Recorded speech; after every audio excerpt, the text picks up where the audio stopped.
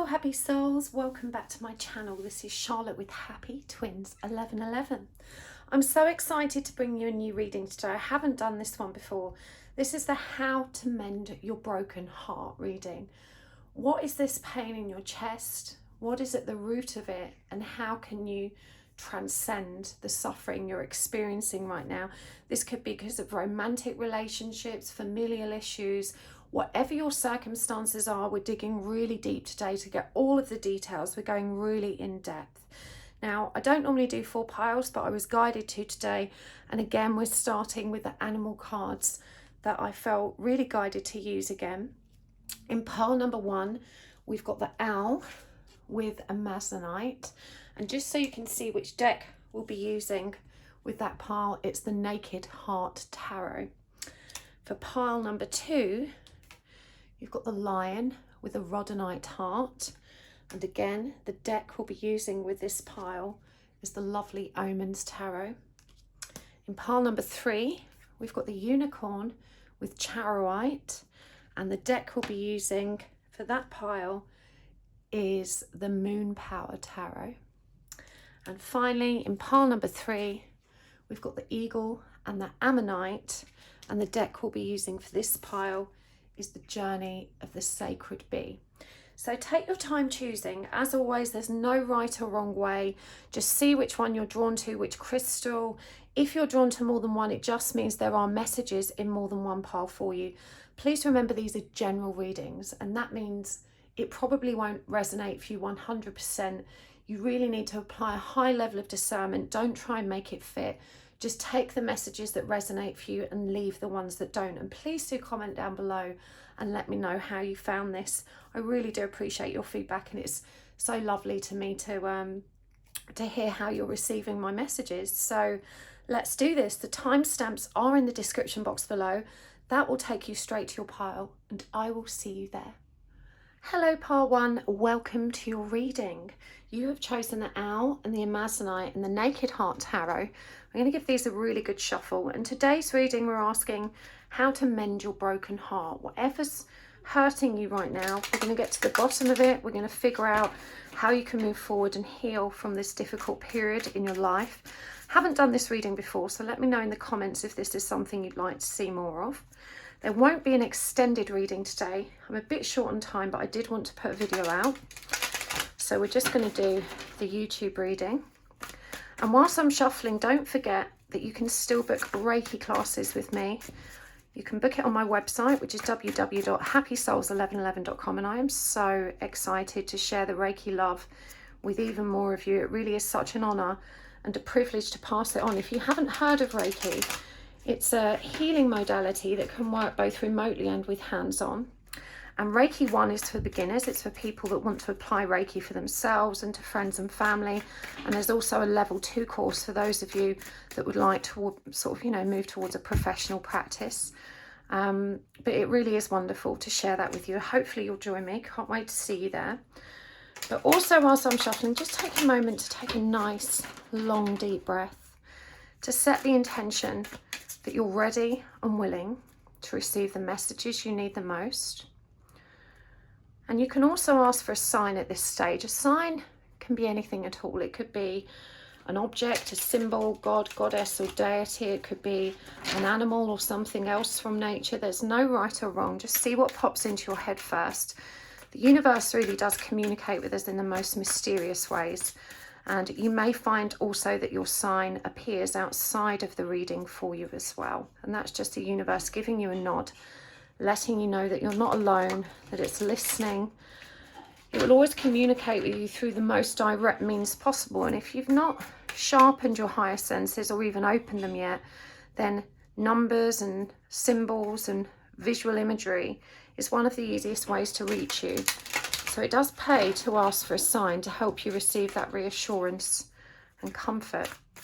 But let's do this pile 1. How to mend your broken heart.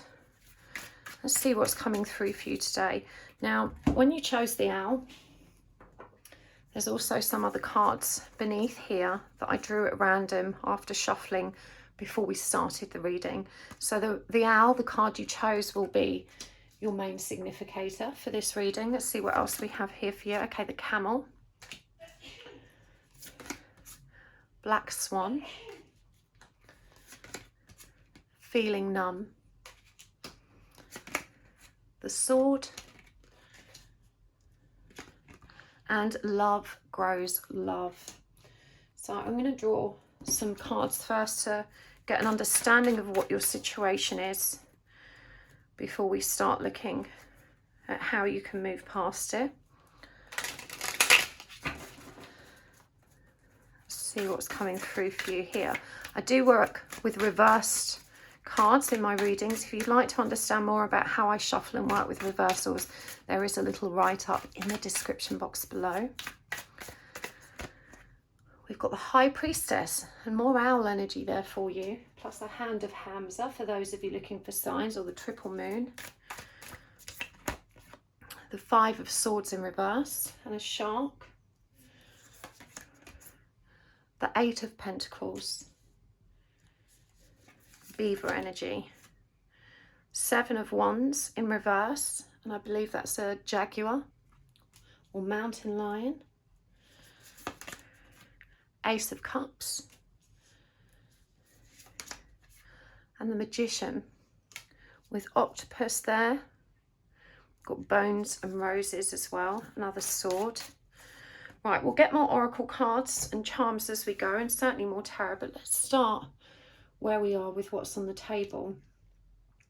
I'm going to start with the owl, the card you chose, because it feels to me like fairly recently you have become aware of your own divinity. You've felt inclined to begin tapping in to your own wisdom, and you may have had a very sudden and profound awakening experience whereby you're having, shall we say, quite mystical experiences. You know, you're noticing that there's more than what meets the eye. It definitely feels like there's a lot of fear connected to this, however, and the fact that the camel was your second card suggests to me that you're carrying a lot of burden and weight through this period in your life. The camel is quite an interesting creature. It's extremely resilient, it has a lot of stamina, and it has all the resources it needs. It carries them on its back. But if you're familiar with camels, if you've ever ridden a camel, they can also be very grumpy, quite spiteful and aggressive when they're exhausted, when they're tired, or when their needs aren't being met.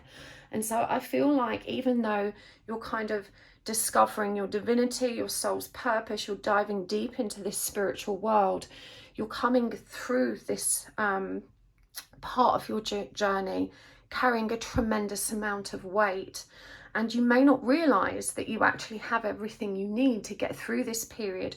You know, the camel doesn't necessarily sit in awareness of that, you know, store of water that it holds on its own back. And so I feel like this is a very powerful reminder for you that, you know, even when the going gets tough and you think you can't carry on, you know, there's always a little bit more within you to help drive you forward. You've always got that strength and stamina that you need. But you may not feel like that right now. You may feel very burdened. You may feel that you're carrying a lot of weight for other people. You may feel that you yourself are neglected, and that, you know, your obligations seem to center around the care of others. And we have here as well, with this feeling numb and the black swan, you know, severe stress, disassociation and shock, and an unforeseen event or surprise hindsight. I do get that for some of you there may have been a recent death in your life. Perhaps this is what the unforeseen event refers to, but for certain something has changed very rapidly, very unexpectedly, and it's plunged you into this period of shock. You know, when we're shocked, that numb feeling that kind of, you know, keeps all of the feelings at bay and allows us to carry on. But that disassociation from the emotional self has to break at some point. And it feels like at the moment you're just kind of going through the motions, trying to keep the grief from these unexpected changes at bay and to just try and keep moving forward. It definitely feels like this is connected to love though. It could be the end of a relationship that you've experienced, the loss of someone, perhaps not by death, but by some other means. But this is a number 6 card, which for me is connected to the energy of love. And we have the sword here. So this could also refer to some truth that has been revealed or perhaps realized, that's very, very painful for you. Love grows love. And there's a profound message here about your loving never having been in vain. There is a lot of bubbling resentment within you right now, that you feel you give so much and don't receive enough in return, or that the care you extend for others is very rarely reciprocated, or that you're not held in the same kind of esteem and regard that you would reserve for others. And so there is a lot of kind of this bristling energy, and the message here is to recognize that love is self-fulfilling. When we're giving it in order to receive something in return, it's also out of balance. And overgiving stems from really a self-love deficit. When we overgive, what we're actually trying to do is, first of all, control that person's impression of us. You know, as a people pleaser, we want to be perceived as someone that's nice and caring and loving. You know, we don't want to let others down. We have these set of values that we want others to understand and believe of us. And so we go to great lengths to prove our worthiness, to prove that we are good people. But that self-love deficit and that desire to overgive and people please is usually rooted in an avoidance of self. Because in reality, if you took all of that love that you so willingly nourish others with, you would undoubtedly have a lot more for yourself. And that's not to say that you can't give to yourself and others, but the issue here seems to be that you're giving your love away without nurturing your own loving self. You know, you're not leaving enough left to top up your own tank, should we say. And you know that there's another message here about recognizing when we can't really help someone if we don't have, you know, we can't give away energy that we don't have for ourselves. And so this is about quenching your own thirst before willingly delivering water unto others. The owl shows up again here for you with the High Priestess card. And the High Priestess, again, you know, when we talked about tapping into your wisdom and your soulful experience, this is all about recognizing the connection to your own higher truth and intuition. And I feel that there may be a struggle around that at the moment, that you're getting a lot of intuitive hits, a lot of downloads, things are being activated and upgraded within you. And there is this conscious awareness of your own divinity, but at the moment it's still lacking in faith, it's lacking in balance, and it's lacking in confidence. I do feel guided to suggest that you find a mentor or teacher, someone that's already navigated this part of the journey and can help you in the beginning stages. But certainly this is about building your own confidence and learning to trust yourself. There's a lot of self-doubt going on here, despite you being very, very gifted, and certainly, you know, having access to those higher realms and this higher wisdom which you were born with. You know, your soul remembers everything. Trying to tap into that with our human senses is very challenging, but once you're able to rise above that and get into, you know, your higher self, you can start to connect with that wisdom and bring it forward to help you navigate, you know, these next steps of your journey and this pain that you're currently facing. I'm noticing that the sword here is above the 5 of Swords in reverse. We've got that shark energy there for those of you looking for symbols. When the 5 of Swords is in reverse, this is an avoidance of conflict. It's an avoidance of confrontation. It's a refusal to stand up for yourself, I'm trying to find the right word. It's a reluctance towards doing what's right for you because you fear the repercussions, the fallout, or the challenging conversations that may arise when you do that. And you've often, like, my throat's kind of tickling and contracting as I share this. It feels like you often keep a lid on your thoughts, on your feelings, on your needs. You refuse to communicate them because you don't want to rock the boat, or you can't face the kind of conflict or confrontation that historically may have always been prevalent. And so, you know, the past really does inform our future. If you've butted heads with loved ones before, trying to get them to see your perspective, you're quite likely going to be reluctant, you know, to engage in that kind of confrontation again in the future, because it feels futile, it feels pointless, and like you can't actually achieve what you need to achieve. And so there is a strong energy here of feeling trapped, of feeling hemmed in, and of not knowing where to go next.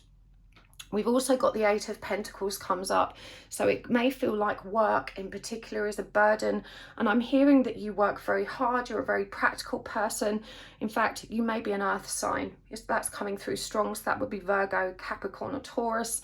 The beaver also is relative to community and teamwork, and yet this beaver is on its own. And so I do get the impression that perhaps in your work life as well, you're out there doing a lot of work, but perhaps carrying a lazy or ineffective team who may sometimes take the credit for your efforts as well. And so even though you're very proud and diligent in your work, it doesn't feel like you've found a place where you're valued or appreciated, and it certainly doesn't feel like you've aligned with the role that's right for you at this time. However, I'm noticing as well that the owl is above this Eight of Pentacles, and it does feel like intuitively you're already recognizing the misalignment with your work life and probably taking steps to resolve it. There's definitely an awareness that you are perhaps in the wrong place, that you're out here on a limb on your own trying to do all this work, and that it's simply not healthy for you to carry all of that burden with a team that isn't supporting you, or perhaps, you know, the superiors that aren't supporting you. We've got the Seven of Wands in reverse as well. You know, this is about not having healthy boundaries, you know, not having healthy defenses to protect you from the constant demands of others and the obligations that life seems to persistently throw at you. When the Seven of Wands comes up in reverse as well, and in particular because we've got this very fierce big cat energy here, it feels like you feel too weak to actually assert those boundaries. And again, this comes back to conflict. And so definitely within your relationships and within your work life, there's an issue here with actually drawing a line in the sand and saying, no, that doesn't live up to my sense of worth, and I can't tolerate this treatment, behavior, communication and so forth. You know, it feels like you let it go and you let it go and you let it go, and you haven't yet learned how to initiate healthy boundaries or developed the confidence and strength to actually even begin doing that. And so no wonder you find yourself so overwrought and so burdened by the demands, expectations of others. This black swan, we've got this Ace of Cups here. Again, remember I said this is a number 6. This is connected to some love. So it may be that a relationship has ended, or as I said, someone has moved out of your life. Someone's no longer within your life, and there's a lot of love there, you know, that you can't seem to let go of. The Ace of Cups is about an overflowing heart, but we see here that there's this octopus tendril clinging to this energy, and actually this cup isn't overflowing, it's turbulent, but it's actually contained. And again, this energy of feeling numb, not allowing your feelings to have an outlet, but also clinging on desperately to a love which isn't actually flowing. And it does feel like, you know, there is a lot of love between you and this person, but they're not able to release it. You know, it rages within them, but it's contained and they don't know how to express it.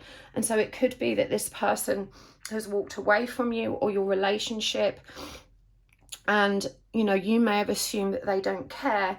In real terms, I think what we're seeing here with this Ace of Cups is that you were clinging too tightly, and also that this person didn't feel safe communicating their feelings. And it's important to recognize why that happens. You know, to people that communicate their feelings freely have probably been taught that in the home as children. When we are not given that kind of emotional support, when we are not guided towards revealing and reframing and discussing our feelings. Such conversations after a prolonged period of habitual practice of keeping it all down can feel very, very uncomfortable. And actually, you know, many people have very deep, very moving emotions, but struggle very much to reveal them. And I feel that this is what's happened with your person. You know, you've been clinging on tightly, desperately trying to shake things up. Please tell me how you feel. You know, I need to know, I need that reassurance, I need that security and stability. And they have perhaps, pardon me, been very reluctant to acquiesce. The feeling numb and the magician. You know, this is a powerful, powerful card to come up here, because this really reveals that you do have everything you need to rise above this and move forward. But it's possible that you're not seeing it right now. The sword comes up again here. You know, the truth that is there before you, it's within your line of vision, but perhaps you haven't noticed it because you're afraid to look down. You know, I'm getting that kind of vertigo energy. You know, they say, don't look down, don't look down, you don't know what you might see. It's that kind of vibe. And again, we see the love growing here with the Ace of Cups. You know, that turbulent water within it, but a rose of passion blooming from its center. I do feel that this connection, I'm looking at the infinity number 8 and the pentacle here. It does feel like this is a very soulful and spiritual connection that has yet to be grounded. And you may have identified that truth in terms of recognizing the very magical or mystical or peculiar nature of these interactions, but at the moment you're not able to see the truth of that situation or to ground that energy. And this is because primarily, you know, that numbness, which is designed to preserve and protect you, you know, to keep you from becoming overwhelmed or breaking down, is actually also blocking your intuition. And this is why it's important to remember that High Priestess, and love grows love as well.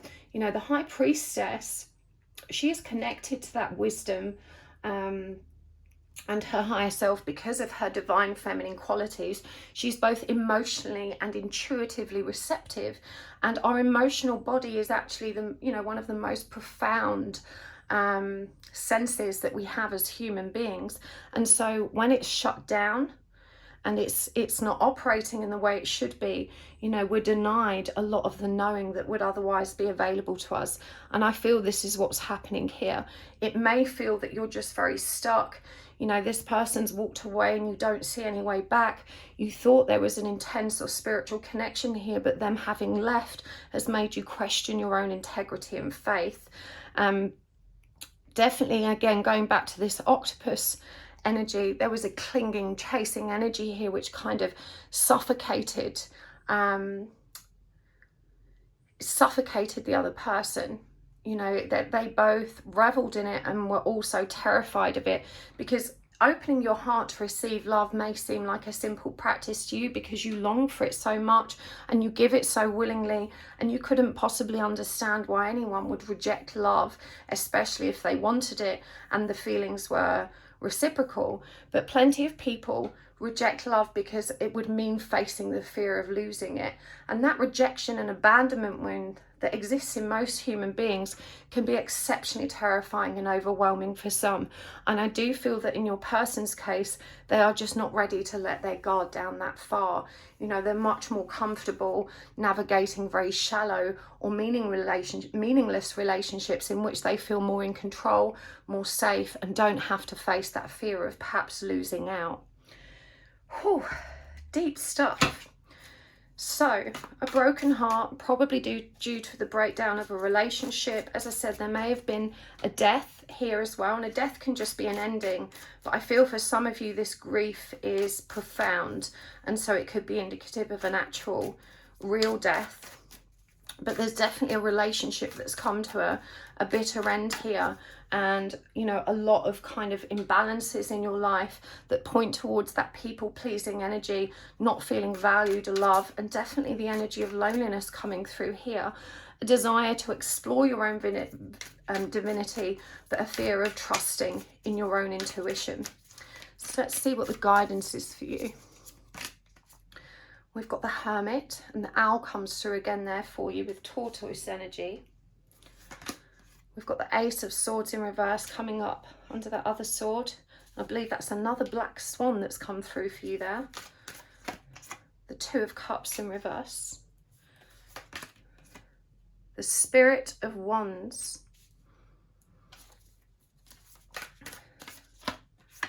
And Movement of Cups in reverse. That's the Knight of Cups in reverse.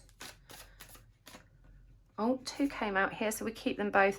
That's the Fool and the Hanged Man in reverse. And you've got Fox, Salamander, Whale, Bat and Unicorn energy coming through here. Okay, and this is the Page of Wands. So for guidance, solitude is required for you right now. You really need to create time and space for yourself. And this means, you know, creating healthy boundaries and learning to say no, learning to push back when people demand your time and attention, learning to put yourself first. You know, there are mountains to be climbed here, but we can see within them there is a light burning at its center, and that owl, representative of your intuition and your divinity, holds the key to you finding your way out of the dark here. The Hermit is about the power of solitude, the power of introspection and self-reflection. It's about radical self-honesty and finding that light within us.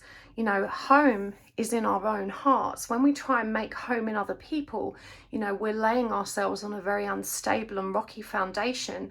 You know, the only person we can truly rely on to see us through this life is ourselves. And this is the truth that you're being called back to, because you've always put your heart in the hands of others and found that they haven't really handled it with the kind of love and care that you needed. And so right now you're being called back to yourself. You're being called to recognize your own power, to unlock that stability and that peace and that security within yourself by giving yourself that love. But we can see here that the tortoise has actually pulled his head within. You know, he's tucked himself away. He's taking that time and space for himself to figure out the next steps. And this is definitely something that you really need to focus on. It's very important. And I'm hearing already that there are 1,000,001 excuses rolling around in your head as to why you can't do that, particularly related to these work obligations in which you think, you know, if you step away, everything will collapse. But unless you are the business owner in that situation, it's really not your responsibility to keep things afloat. Your primary responsibility is to yourself and to keeping yourself afloat. And right now you need an intervention. Right now you need to really start making self-care a priority. Again, the truth is yet to be revealed. You know, there is so much more for you still to learn and to understand about this journey. But I'm hearing what needs to happen first is that you need to align with your own truth. This is about learning to recognize who you really are, you know, and what you're really capable of. And once you know who you really are, then you're in a much better place to choose healthier and happier relationships. Now is not the time for a new relationship. You know, there may be a connection between these two hearts, but, you know, this is the universe saying that there are other things that need to be resolved right now. At the moment, you need to be inquisitive and passionate about your own future and potential.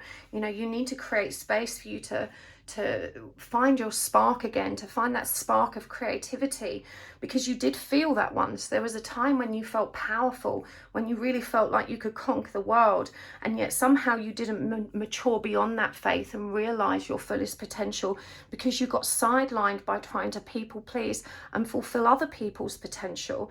You know, this is bringing it back to self, and I'm hearing that this happened to you fairly early in life, probably in adolescence or definitely your very young adulthood. You know, you never actually had that opportunity to grow into all of your best bits because you were so focused on helping others grow. So this is about being strategic now about your own needs and about your own future. And again, with the Knight of Cups in reverse, you've got to learn to stop chasing, to stop clinging on to others, and to recognize that at the root of that desire and that yearning and that longing that keeps you chasing after another person to help get the love you think you need is what's actually keeping you trapped.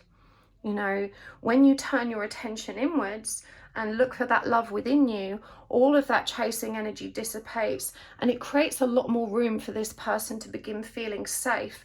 I mean, I want you to think of it like this. If a person is terrified of heights and you keep dragging them to the top of a building and saying, jump for God's sake, jump, why won't you? You know, whilst completely avoiding the fact that they have a deeply rooted phobia, that person's naturally going to navigate away from you and decide, wow, you know, this girl's too intense. She wants too much of me. I can't do what she's asking me to do. And that's exactly what's happening here in this relationship. You know, you keep dragging this person to the edge of a cliff, demanding this love and demanding this communication, and they're not able to give it to you. You know, there is some acceptance needed here to recognize that not everyone is built the same way as you, and that quite often, even if we would wish to change and we can logically understand the need to, actually achieving that change is really hard. You know, you'll know plenty of people with vertigo that logically understand it's ridiculous to have that intense phobia and fear when they climb a great height. But all the logic in the world, all the understanding and awareness in the world doesn't help us change that overnight. It's something that requires practice, patience, and definitely a loving and understanding and compassionate partner. You know, you are so desperate to get what you need that you're overlooking this person's inability to give it to you, and it's not personal. There are feelings there. This person does care about you, but they don't know how to let those feelings flow. They don't feel safe doing that, and that isn't a personal reflection of you and what you're bringing to the table. That is connected to the life they've had, the experiences they've had, and the fears that have developed as a result. It really isn't personal. We've got the Hanged Man in reverse here, represented by the bat, and the Fool in reverse. And what I'm hearing is, you know, you won't start on this new and magical journey until you're able to surrender to this experience and look at things from a fresh perspective. You need to stop taking this personally for a start, but also to recognize that you have your power. You have the power to give yourself that which you were demanding from this person. You know, sorry, there's something else here.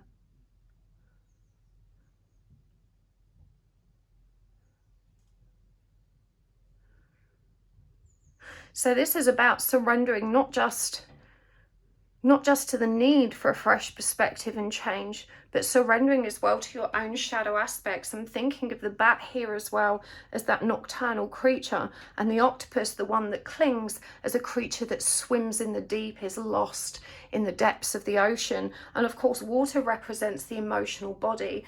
So this is about coming up for air, recognizing that your emotions aren't the be all and end all of your experience, and you can actually master the ability to rise above them so you can reflect on them with fresh perspective. But the other reason you keep them contained, and that you're perhaps so reluctant to see the truth here, is that there is a lot of self-healing required.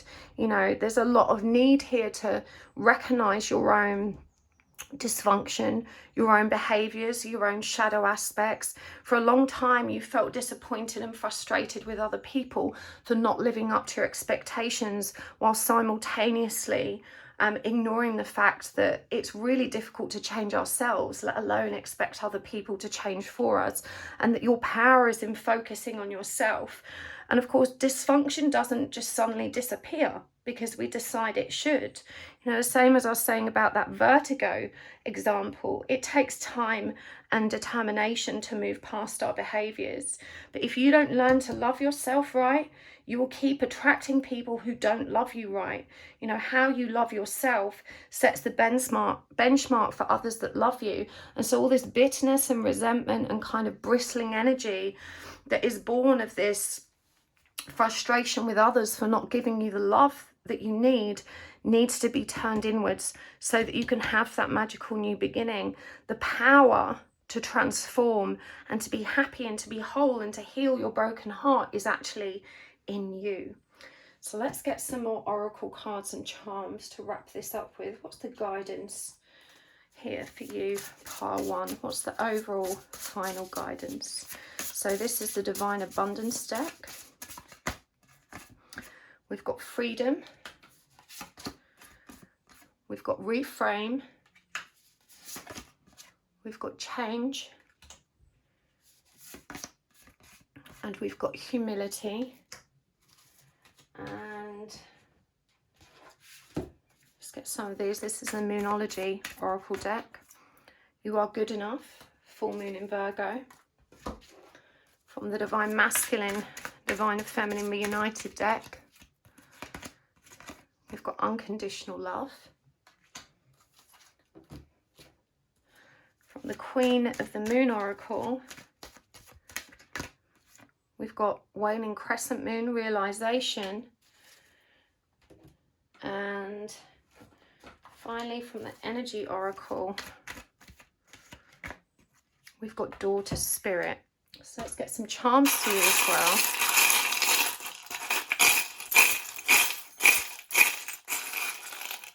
Okay, so we've got Root Chakra, the Lava Stone, I Believe, and Bullshit Remover.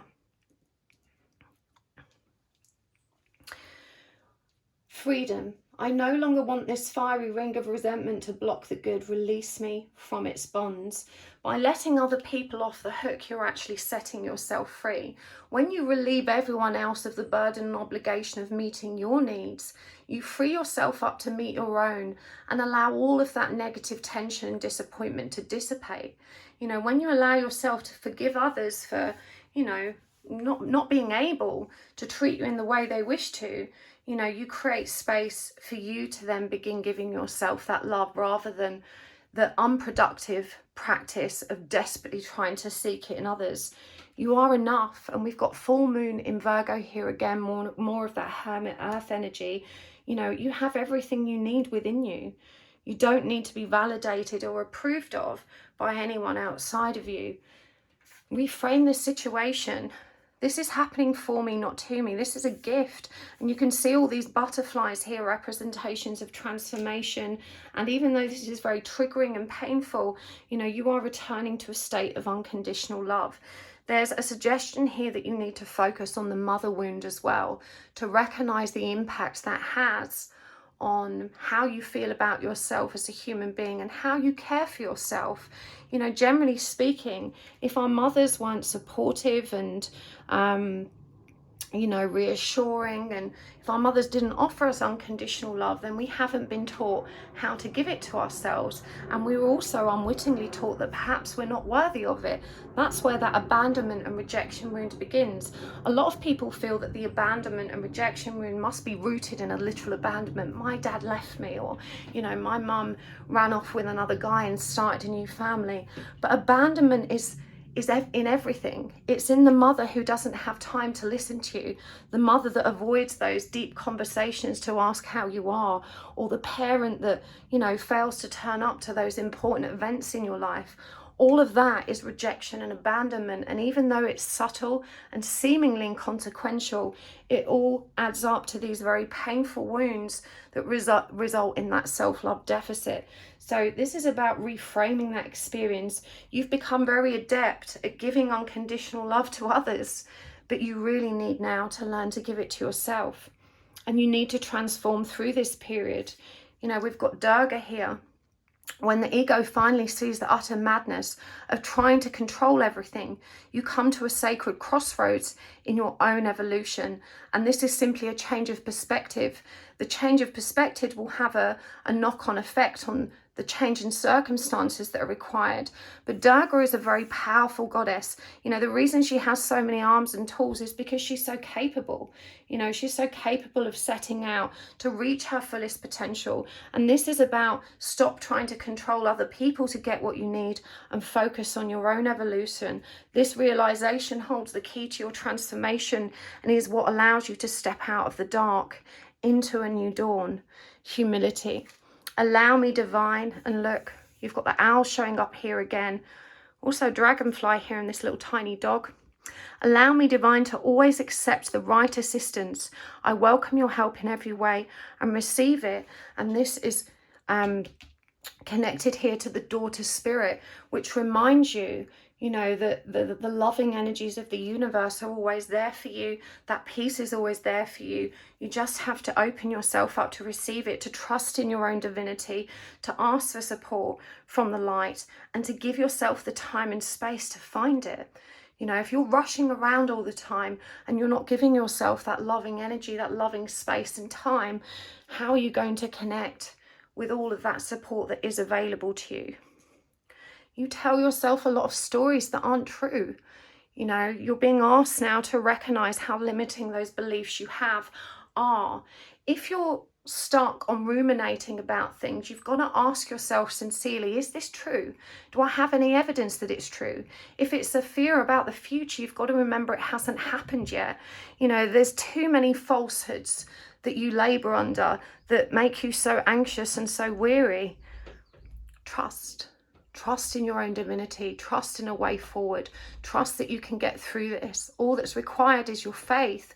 When you believe in yourself and you believe in the future and you believe and stand in the energy of hope, that's when you start to step into that powerful transformation. The lava stone. Remember that great things are created under pressure, and this is porous. I always think of lava stone as porous. We often put oils on them because they hold the scent, and so this reminds you that the more pressure you put yourself under, or the more pressure the universe puts yourself under, you know, the more capable you are of absorbing all of the love and light that's available to you.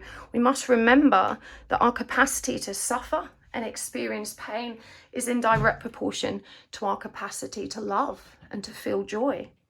And the root chakra is very revealing. You know, this is connected to all of that childhood experience again that's coming through here.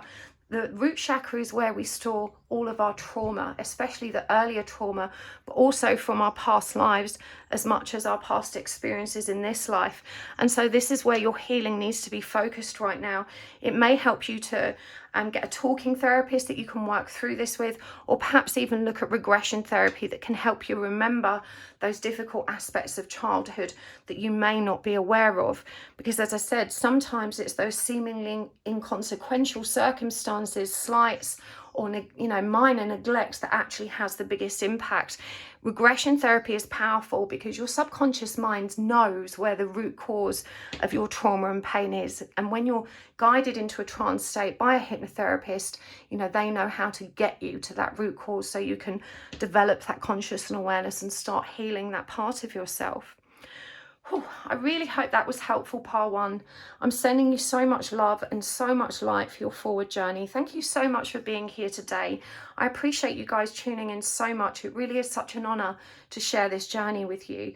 Please do hit the like button if you enjoyed this today. Comment down below and tell me if you enjoyed it. It helps to make a note of which part you've watched today as well in the comments, because YouTube, when you only watch one pile, because you've not finished the video, YouTube will undoubtedly recommend it to you again at a later date in the future, usually in perfect timing, and you'll know then which pile you've already seen, and you'll be able to choose the next one that's right for you. Don't forget to subscribe. It makes the biggest difference to my channel. I appreciate it so much, and thank you to the very, very generous souls that exchange energy with me by watching commercials or clicking on adverts. I appreciate that so much. I can't tell you, and it really does help to keep my channel ticking over. That's how us YouTubers get paid, and so 1 minute of your time really is the most generous and really profound gift that you can make to me when you're watching my videos. So thank you. I really appreciate those of you that take the time to do that. So thank you so much, and I will see you next time. Lots of love, part one. Bye. Hello, part two. Welcome to your reading. You have chosen the Lion, the Rhodonite Heart, and the lovely Omens Tarot. We're going to give these a quick shuffle for you, and today we're asking how to mend your broken heart. Whatever's been burning and hurting, whatever's causing your suffering right now, we're going to get to the bottom of it. We're going to figure it out, and we're going to find a way forward. So stay tuned. We're going to go really deep. We're going to use the oracle cards and the charms as well. There isn't an extended reading today. I'm a bit short on time, but wanted to get a reading out anyway because I've not been around much lately. I haven't done a reading like this one before, so let me know if this is something you would like to see again. I really appreciate your feedback, especially when I'm trying new things. And whilst I'm shuffling, don't forget that my Reiki classes are available to purchase on my website right now. There are still a few spaces available for Reiki 1 and Reiki 2. Reiki is an energy healing modality. I believe firmly everyone should be attuned to at least Reiki 1. Reiki 1 is the beginner's level that attunes us to the Reiki energy and helps us heal self first and foremost, although you can also apply it to friends and family after Reiki 1. If you've already done your Reiki 1 and you'd like to expand your understanding of Reiki energy and move into professional practice, you can also book Reiki 2 with me. I'm so very excited to share this with you. It really is such an honour and a privilege to pass on the Reiki love, and I hope you will join me. As I said, all the info on the website, the link is in the description box below. So take a deep breath, part 2. Breathe really deep. Open up your heart space and set the intention that you're ready and willing to receive the messages that are meant for you today. At this stage, you can also ask for a sign, and a sign just helps to anchor truth in the messages that are meant for you, because, you know, these are general readings. It may not resonate 100%, but when your sign pops up, it will help you validate the messages that are coming forward. And you may find that that same sign appears in other areas of your life as well. And a sign can be anything at all, just whatever pops into your head first. It could be something from nature, a plant, an animal, or some other creature. It could be a sign, symbol, god, goddess, or deity, or even an object or a phrase or a series of numbers. Just see what pops into your head, and we'll see what this reading brings through. So they've had a good shuffle. Let's do this. Now, when you chose the lion, unbeknownst to you, there's some other cards under here as well. So I'm going to turn them over. I shuffled these, of course, and chose them at random for you before I started. So the lion will be your primary significator. Let's see what else we have for you. Okay, we've got zebra. We've got remnants of Atlantis. We've got quench your thirst. What is hidden will be revealed. And suppression of a star being by hands unworthy. So let's see what else comes through for you. Now I'm going to draw some cards first that will just give me an idea of the context of your heartbreak and the situation you're in, and then we can move forward with pulling through all the guidance that you need. We've got the Three of Wands. We've got the Star in reverse. We've got the Queen of Swords. Got an itchy nose. We've got the Eight of Wands. The Eight of Pentacles. And the King of Swords. That's counterparts there with that Queen and King. So we'll get more cards as we go, but let's start where we are.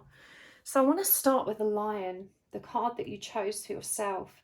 The lion is such a powerful symbol, and actually fairly recently I wrote about lion and the strength card on my community page on YouTube. If you don't subscribe, you may not have seen it, but I encourage you to scroll back through the community page and find that post, because it'll be very relevant to your reading, because lion and the strength card is associated with ego, pride, compassion, and love. You know, the positive aspects of lion energy are that beautiful quality of leadership, that compassionate, big, loving heart, and all of that power and drive that can actually help you reach your fullest potential. But the darker side of the lion is ego, and the darker side of pride as well. You know, those are the things that tend to stand in our way and inhibit us from really connecting with that which is meant for us. And so it does feel like you're in a quandary right now. There's a desire here to be seen in a certain way, to present yourself to the world in a way that will receive the approval that you're so desperate to receive. And of course we have the zebra here, which really anchors that message in truth, because the zebra is all about camouflage, and it's also about being both light and dark at once, connecting with those light and dark aspects that we're all made of. No one is fully formed in light. You know, we all have darkness and shadow aspects within us, and it does feel like you are opening up to this awareness. You may be having profound dreams or visions. You may find that your third eye is coming online in quite a powerful way, but you are definitely a journey where you feel blocked from moving forward, and you may not realize that you're actually standing in your own way because of the way you're perceiving this situation. And when I say this situation, as I said, with that Queen and the King of Swords coming through here, it does feel like this is connected to a counterpart. Both of these cards represent the air signs, which is Aquarius, Gemini and Libra. And I do feel that there's a heightened state of communication between you right now, but that it is perhaps not as healthy as it could be. There's feelings of hopelessness and yet also a desperate yearning for this to work. It says here that the past is resurfacing, past lives and karma.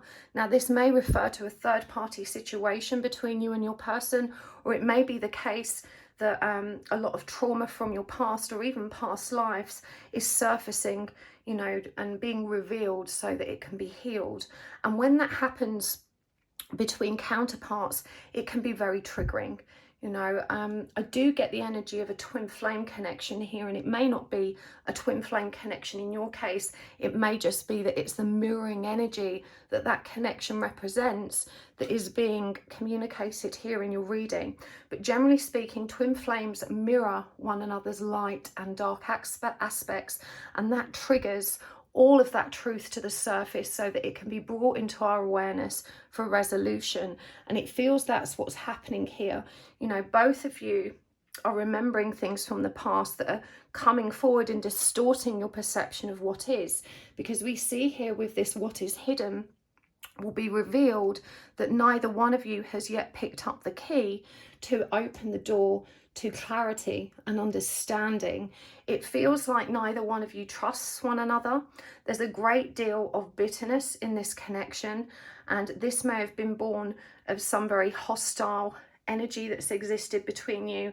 Definitely there's been some toxic and very dramatic communication, and we see here this suppression of a star being by hands unworthy, which leads me to believe that you felt very bogged down in this relationship, that you haven't felt taken care of, and that this person is seemingly oblivious to the pain they are inflicting upon you with their own distorted behaviors.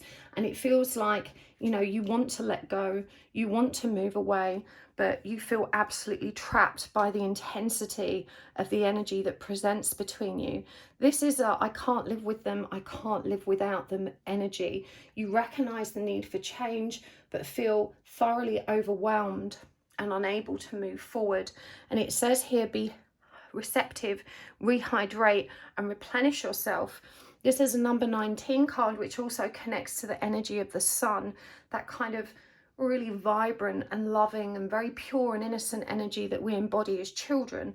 And so you're being asked to remember, you know, that you need to take some pressure off yourself and to give yourself the sustenance you need to get through this period, to find some equilibrium in all of the drama that's occurring. Definitely there's a need here to have fun as well. It feels like you desperately want fulfillment with this person. You know, you keep plowing forward because you see the potential in this connection, and you've invested so much that it's too painful at this stage to let go. And yet there's an energy of hopelessness that you'll never be able to navigate your way through this, that it's never going to get easier, and you don't know how to go backwards and unravel it, and you don't know how to move forwards and make it better either. So there's a tremendous amount of confusion here, and also very contradictory desires. As I said, you know, there's a desire for it to work and to achieve that fulfillment, for everything to finally be okay, but there's also a desire to kind of turn your back, run away and start over. And it's a case of feeling powerless to do either of those things. Things may have moved and changed very quickly recently for you with this 8 of Wands energy. This is rapid incoming change and a lot of work connected to that. And so it feels like you have, you know, been trying your very hardest to figure this out, to move through it with more grace. You have taken some responsibility for your own behaviors and how you're showing up in this connection, but the entire focus has been on this person recognizing how much they're hurting you, and you've been banging your head against that brick wall for a really, really long time. And of course the 8s, you know, it's a number of infinity, because it just comes back around in on itself, and it just feels like you've been stuck in this cycle of passion and pain for quite some time. Both you and your person are very logical in your approach to relationships, and you can also be very cutting and cold, because neither one of you connects easily to the heart space and to the sentimental emotions that arise when you do. It feels like both of you by nature are quite emotionally avoidant, not comfortable connecting with those deep feelings. And so when you're both scared, when you're hurt, when you're challenged and stressed, you may find that it brings out all the worst in you, because you communicate with that forked tongue. You might say, both of you, very toxic and hateful things in the heat of the moment, and this has caused such a great deal of damage, because of course we can't take back what we've said. And there's also a feeling here that both of you labor on the ugly things you've said to one another. It's cut really deep. Both of you are very hurt and very scarred by this experience, and yet there is a deep and profound love here, but it's like neither one of you knows how to find your way back from that. I'm intrigued again that there's 2 8s, and also this suggestion of karma. Remember again that the lessons that we need the most will continue to repeat themselves until we learn them, and that will occur whether you're in this relationship or not. There's definitely a spiritual purpose connected to growth for this relationship. It feels like both of you have been pulled together for a very important reason, and that if you don't navigate this process together, then each of you will find another partner to do that work with, and you may find yourself facing a similar dynamic anyway. In fact, you may find that you've had other toxic relationships like this already, and you're exhausted. You're wondering, why me? Why do I always pick the wrong person? Why does it always go tits up?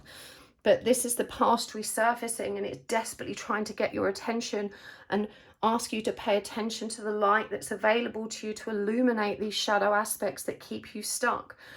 No one is at fault here. And I know that's probably very hard for you to hear, because you like to point the finger of blame at your person. You definitely see yourself as the lighter person in this equation. You see yourself as the person that behaves in a more grown and mature way. And perhaps in some cases that's true. But what you're failing to understand here is that toxicity requires 2 people.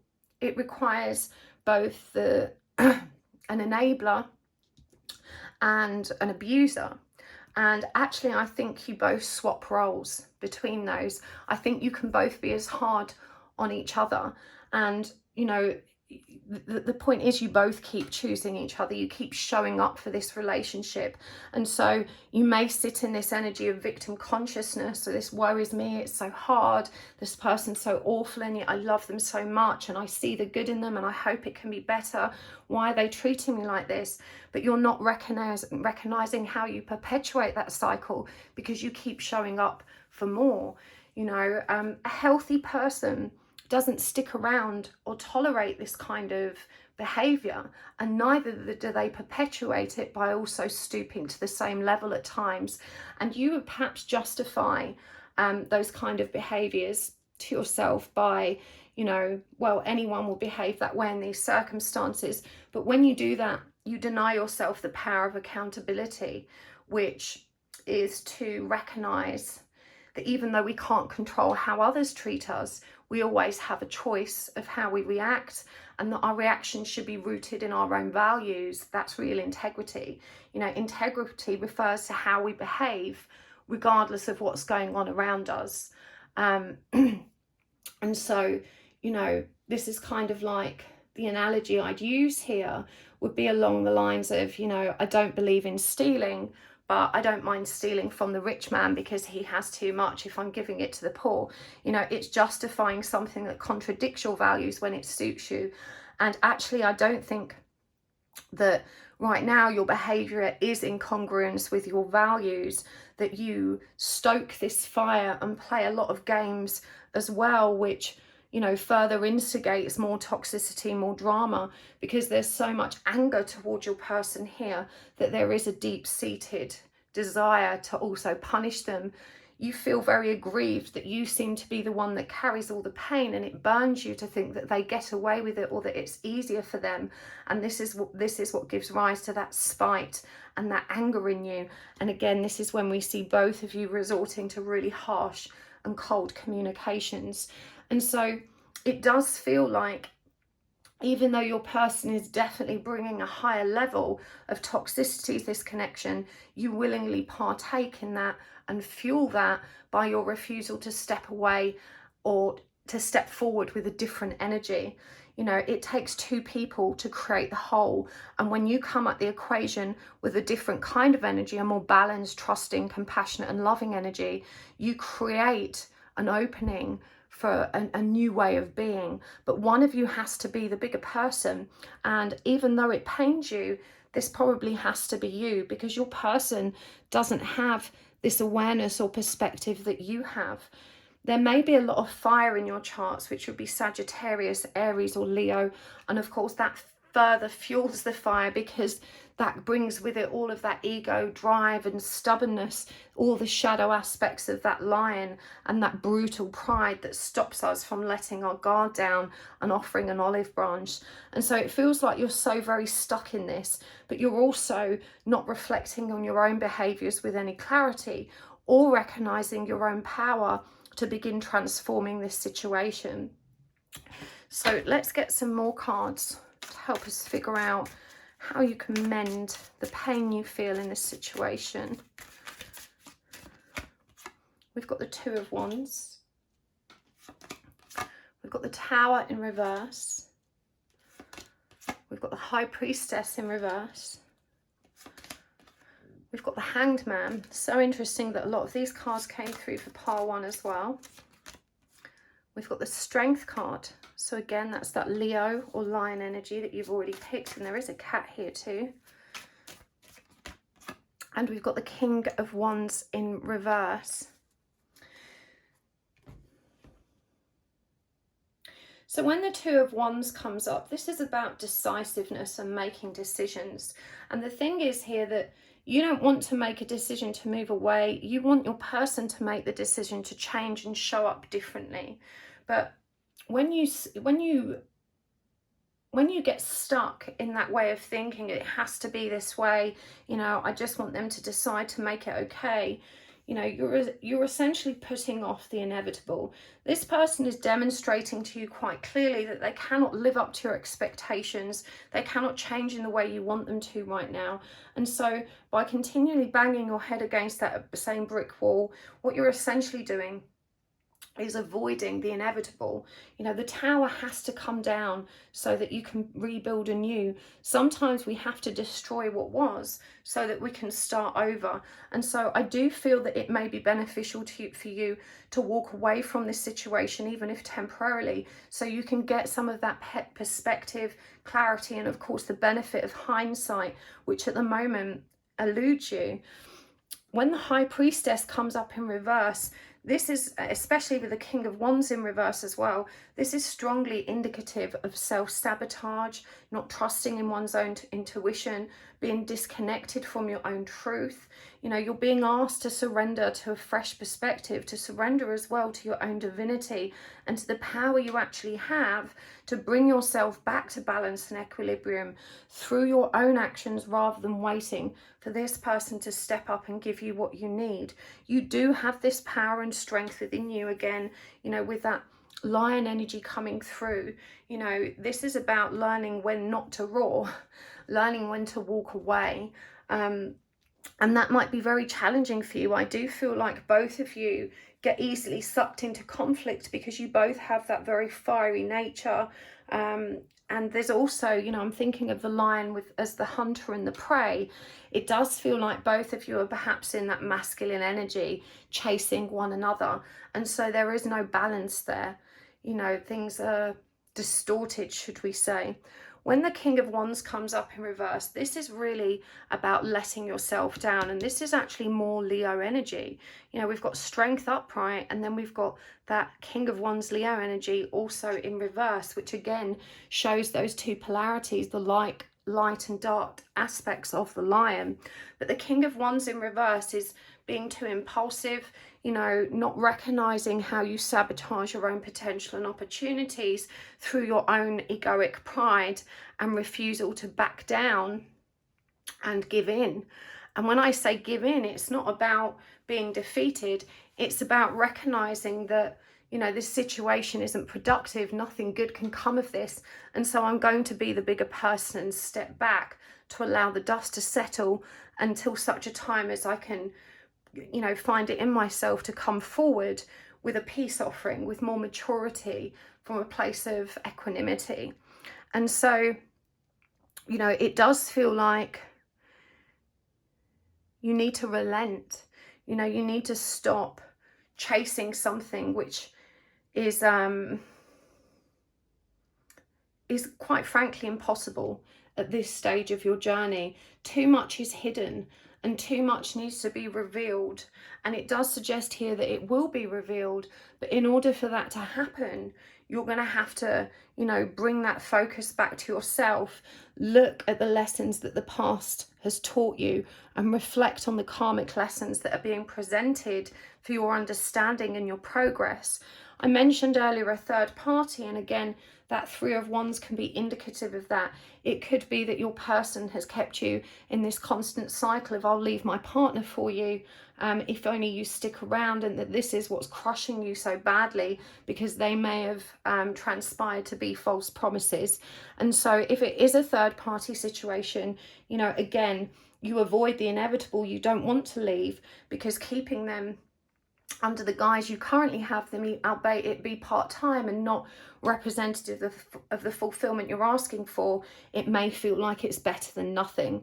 And again, it may burn your pride to admit that you've wasted time, you know, that energy again of being too invested, of not being able to give up now because you've clung on so steadfastly to this ideal, this dream that they would leave this person for you and come to you, or that you would win. And it feels, when I say that, that there may be a lot of hatred towards that situation that also kind of, you know, bubbles up within you and creates a lot of these distorted energies that further fuel that toxicity. But be receptive, rehydrate, replenish yourself. I'm noticing how individual all the energies here. We don't see any couples. We don't see any coming together. You know, the suggestion here is to take this time for yourself, to move into that surrender energy. Now, to surrender means to accept. It doesn't mean we have to like it, but acceptance is about acknowledging this is how it is. And right now it's beyond my power to change or control it. And so the healthiest thing to do is just to accept it and move on along the path that you do have power and control over. We definitely can't change other people. We can't make them do the things that we want them to do. And we generally can't change much of the circumstances that exist outside of ourselves. But the most empowering realization about all of this is that you are always able to change self. And this is where your focus is being drawn back to also, again, with that number 19 and that sun energy, you know, to remember those times where you did feel in control, where you could prop yourself up and build a firm foundation on which for you to move forward. It feels like that foundation's been threatened and destabilized too much and over such a prolonged period of time that you may have forgotten the strength you have within you to lead the way forward and to rise again from the ashes. You know, everything is going to be okay. This person came in your life for a powerful reason, and they've taught you some important lessons that you're not yet able to reflect on. But this energy of hopelessness has been reinforced by the, you know, the historical ongoing cycle of shall we say, I don't want to say failure, but failure for things to come to pass, you know, failure for things to come together in the way that you wanted them to. It's like it's slowly degraded your self-esteem, your sense of optimism, your sense of self, and you still feel so broken now that, you know, actually ending this, you know, facing the inevitable is just too painful. And so you cling on despite yourself, even though it hurts you so much and that there's so much anger and resentment there. Deep stuff, pile 2. You're going to be okay. You are so much braver and more capable than you give yourself credit for. And even though, you know, you've got this lion's roar and all this power and strength, you also have this very gentle and loving, compassionate heart that's been hidden from you. And it's been hidden beneath layers and layers of shadow, dysfunction, frustration. You know, it's almost like you've forgotten who you are and who you want to be. And so you keep demeaning yourself. You keep giving away your own power. Surrender. Wow. How fitting. Energetic clearing.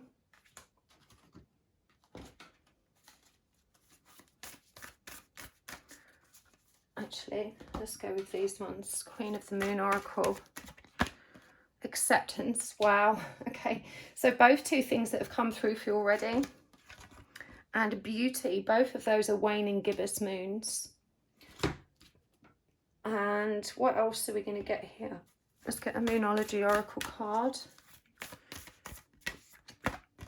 You and your loved ones are safe. New moon in Cancer, which we've just moved into Cancer season, so that's very fitting.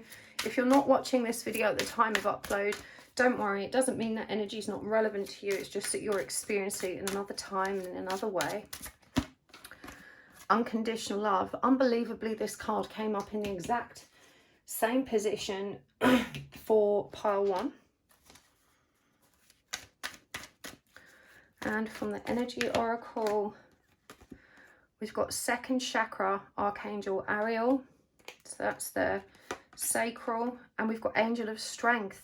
Isn't that magical? Another lion there in the strength symbol for you. Let's get some charms as well.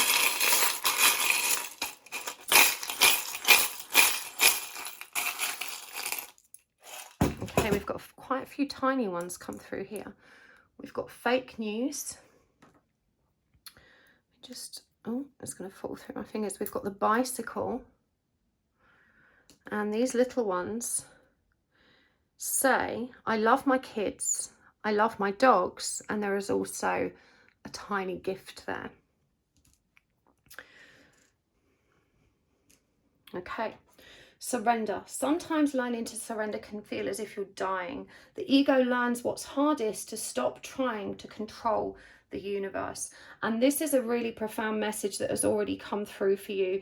This is about seeing things from another perspective, rather than focusing on the dead ends, on the areas of your life where you don't have the power to change things. You know, rather than trying to control those things, you're being asked to focus on yourself. And this can feel like a death. It can feel like a painful ending, you know, to let go and follow peace and possibility, rather than all of that destructive energy which keeps you feeling like a failure. Because, you know, when you bang your head against that same brick wall and you still don't achieve what you want to achieve, you're left feeling, you know, absolutely crushed.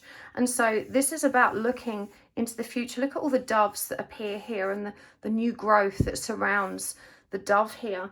You know, this is about looking not just for a different perspective, but for a higher perspective, and making peace your priority. You know, does this situation have the power to bring me peace?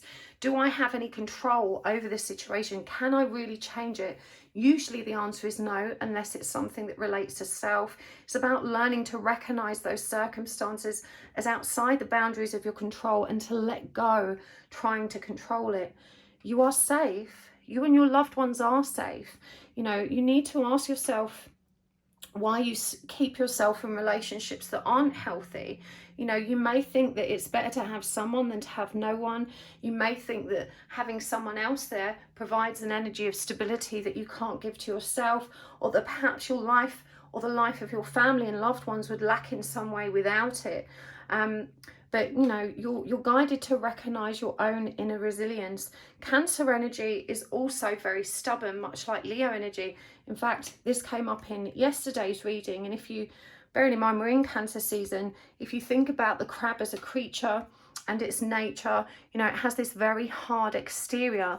No part of it, you know, remains unguarded by this very tough shell. And it has these pincers. And if you've ever touched a crab or been near a crab, you'll know that they're quite aggressive and defensive, that they will try and snip you even before you've tried to hurt them. You know, they see everyone as a potential threat. And so it does feel like you have lived in this state of fear and anxiety about how others treat you for a really long time. And probably that boils back down to the childhood experience where you didn't feel safe and you couldn't trust the people that were meant to care for you the most. And so you created this hard exterior to protect yourself, not realizing that this inhibits you from accessing that soft, gooey center, and also inhibits others from seeing it. All they see is this very snippy, defensive, you know, not easy to reach person.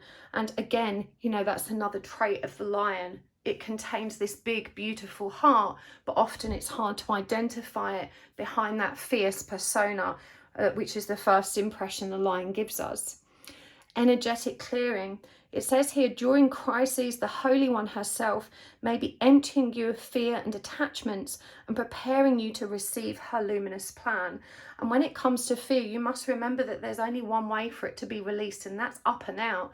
It has to come through you, and you have to develop the strength to allow it to flow through you.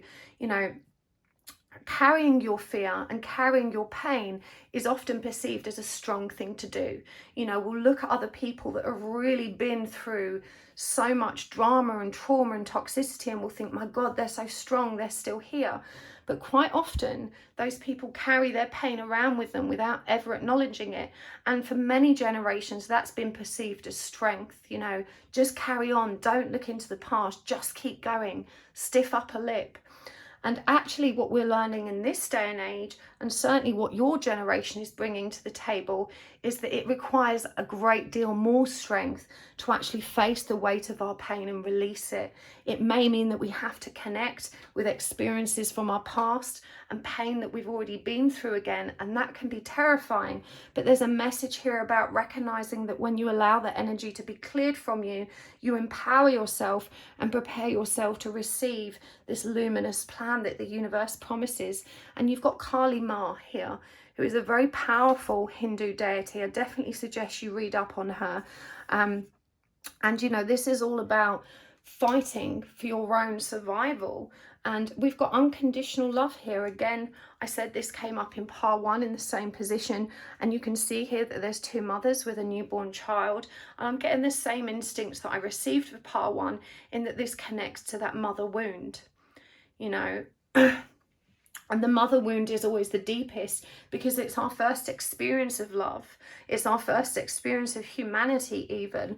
And if that relationship was in any way dysfunctional, we carry the burden of that pain through our lifetime until such a time as we clear it. So it's wise to remember that we can't really change our parents, that once we arrive at adulthood, they have already pushed us out of the nest, and life now becomes our responsibility. And yet the wounded inner child longs for the parents to give us what we needed.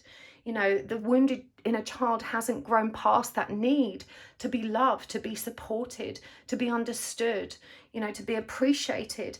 And it's so very painful when our parents still don't give that to us. But unfortunately, the only place you're really going to find that now is within yourself. As we reach adulthood, we have to learn to parent ourselves. We have to let go of the resentment we feel towards our caregivers and the expectations we have of them to start parenting us in the way we need and want them to, and recognize our power to give that unconditional love to ourselves. And of course, acceptance comes up here again, you know, and acceptance creates so much forgiveness. It's about recognizing that, you know, to resist how things are is absolute madness. This is our present, this is our reality, the good, the bad and the ugly. Like it or not, this is our experience right now. And when we resist it and we dwell in the energy of frustration and resentment and bitterness, we actually keep ourselves stuck. When we accept it, we create an opening for change. And the second chakra is indicated here. That's the sacral. That's about finding your passion again. And again, this really connects to the energy of part 1. Quite different circumstances, but you may find some messages in that reading that help as well. You know, the sacral chakra is about vitality. It's about the inspired drive that lies within us and helps us navigate forward along our true path. And when we are concealing all of that shadow aspects, again, we're also concealing our gentle and true nature, which actually opens up that possibility and potential for powerful change and forward movement. And so acceptance is what's going to allow you to actually do that. There's also a message here about your body, about your appearance. You know, that self-loathing is all encompassing for you. You may find yourself waking up in the morning and looking in the mirror and saying all kinds of awful things to yourself. I look so shit today. You know, I look so old, or I look so fat, or I'm just not good enough. No wonder no one loves me. I wish I could look like this. I wish my thighs were different. I wish my face was different. You know, and you've got to think about how abusive and unhelpful that inner dialogue is. You know, we would very rarely tolerate those kind of statements from a third person. You know, if your best friend walked in the morning and said, oh my God, Charlotte, you look like shit today. Look how fat you look in those pants. Bitch, you need to lose weight. You're a car crash. You know, you'd probably slap them in the face and think, well, that's not a very good friend. Every time I see them in the morning, they tell me how fucking ugly I am. Pardon my French. But you know, it's worthwhile recognizing your own inner dialogue and its power to actually destroy you all on its own. We don't need other people generally to highlight our weaknesses, or our perceived weaknesses, at least. You know, we do a great job of that ourselves, and I'm hearing that you beat the living shit out of yourself on a daily basis. And you don't recognize the beauty and power that does lie within you. You are enough. You know, you are beautiful as you are. And when you start nurturing yourself in that way, this is when you'll experience all of that beautiful growth and transformation and step into the lighter aspects of that lion power. You know, 5 is also the number of change. 0 is the number of infinite possibility. 0 is everything and nothing at once. And nothing is actually power, because it leaves so much room for creation and for everything. And so, you know, you're being asked to be your own angel, to step into that strength that you have been blessed with, and to understand that there is always a more positive way forward. Fake news. It definitely feels like someone in or around you is stirring the pot right now. This could be someone spreading vicious rumors, sharing things that are intended to trigger you or to stir things up between you and your person. You need to pay very careful attention to who you allow within your inner circle, who you pay attention to, who you put your trust in, because it definitely feels like there are people acting against you and causing trouble for you behind the scenes. And I get a strong instinct that this is someone you wouldn't have necessarily suspected. And so it might be time to batten down the hatches and regroup and to figure out, you know, who your true friends are. There's definitely someone in your zone of awareness that's very jealous of you. And, you know, people throw rocks at things that shine. Just because your self-esteem and self-confidence is rock bottom and you don't see your own power, beauty and potential doesn't mean that other people don't see it. And sadly, there are plenty of people in this world that will try and take you down a peg or two whilst pretending to be a friend. Again, this is a cycle that's been going round and round. This is a cycle from your past that's now coming up into your awareness for resolution. So pay attention. Now that I love my kids and I love my dogs, I'm connecting it back to this: you and your loved ones are safe. You know, you may feel like you sometimes can't take care of yourself, but actually you take care of so many people. You can definitely transfer some of that energy to that self-care and self-preservation. The gift message also came up in pile 1, albeit in a card and not a charm. I know it doesn't feel like it right now, but this situation really is the greatest gift. It's your greatest teacher, and ultimately it's what will release you from suffering that has gone round in circles for many, many years, perhaps even decades or lifetimes. And you're ready to break that cycle now. With awareness and acceptance, you can step into your true mission and purpose. And I'm hearing again, you know, like that zebra, you have this power, you have strong creative vision, you're a powerful manifester, and you're a natural born leader. You are meant for so many great things. You have all of this wonderful potential if only you would give yourself the time and space to embody it. And it definitely feels like whatever happens with your person, they will continue to act as a mirror and to show you what you need to heal. I'm not necessarily seeing what's going to happen in future with you both. I guess this is where the extended reading would come into play, and unfortunately there isn't one today, but I'm sure we'll pick it up again in some future readings for you. But right now you just need to focus on the present. You need to focus on where you are now. And again, you need to step back. You need to focus on your own healing, on your own clearing, and moving into that state of acceptance so you can actually see the wood for the trees and start making positive change that you do have power over. So I really hope that helps, pile 2. Thank you so much for tuning in today. Thank you for hitting the like button. I appreciate that so much. And don't forget to subscribe today. It really does make the greatest difference to my channel, and it means that you will get a notification every time I upload. Thank you as well for hitting those adverts today, for watching them or clicking them. It's the perfect energy exchange. 1 minute of your time in return for this reading is such a generous exchange on your part, and I'm very grateful for it. It really does help to keep my channel ticking over. So thank you for doing that for me if you did take the time today, and thank you for being here and watching anyway. Don't forget to make a note in the comments of which pile you've watched today. Because you've only watched a fraction of the entire video, YouTube will definitely recommend this video to you again at a later date, usually in perfect timing when you need it the most. And if you've made a note of which pile you've watched, you'll know not to choose the same one again, although that can sometimes be helpful too. But thank you again for being here. I'm sending you so much love and so much light, and I'll see you next time. Bye. Hello, pile 3. Welcome to your reading. You have chosen the Unicorn, the Charoite Star, and the Moon Power Tarot. And we're going to give these a quick shuffle. I did shuffle them off screen, but I like to do it again for you guys so you can see that it's happening. And today we are asking how to mend your broken heart. We're going to get all the way to the root cause of your pain, of your suffering, of your discomfort, and we're going to figure out what you need to do to move yourself to calmer waters. We're going to go really, really in depth with this. And whilst I'm shuffling, just a quick reminder that you can book Reiki classes with me.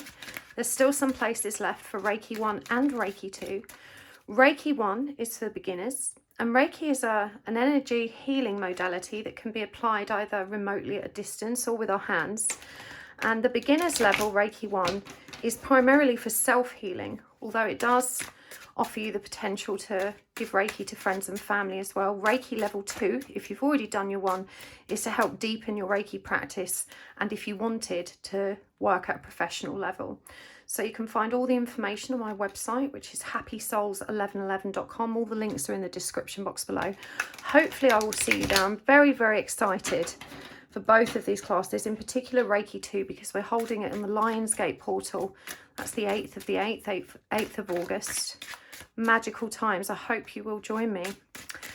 But whilst I'm shuffling, please take a nice, long, deep breath, really filling up your tummy like a balloon, exhaling all the way to the tips of your toes, and just set the intention that you're ready and willing to receive the messages you need the most today. And you can also at this stage ask for a sign.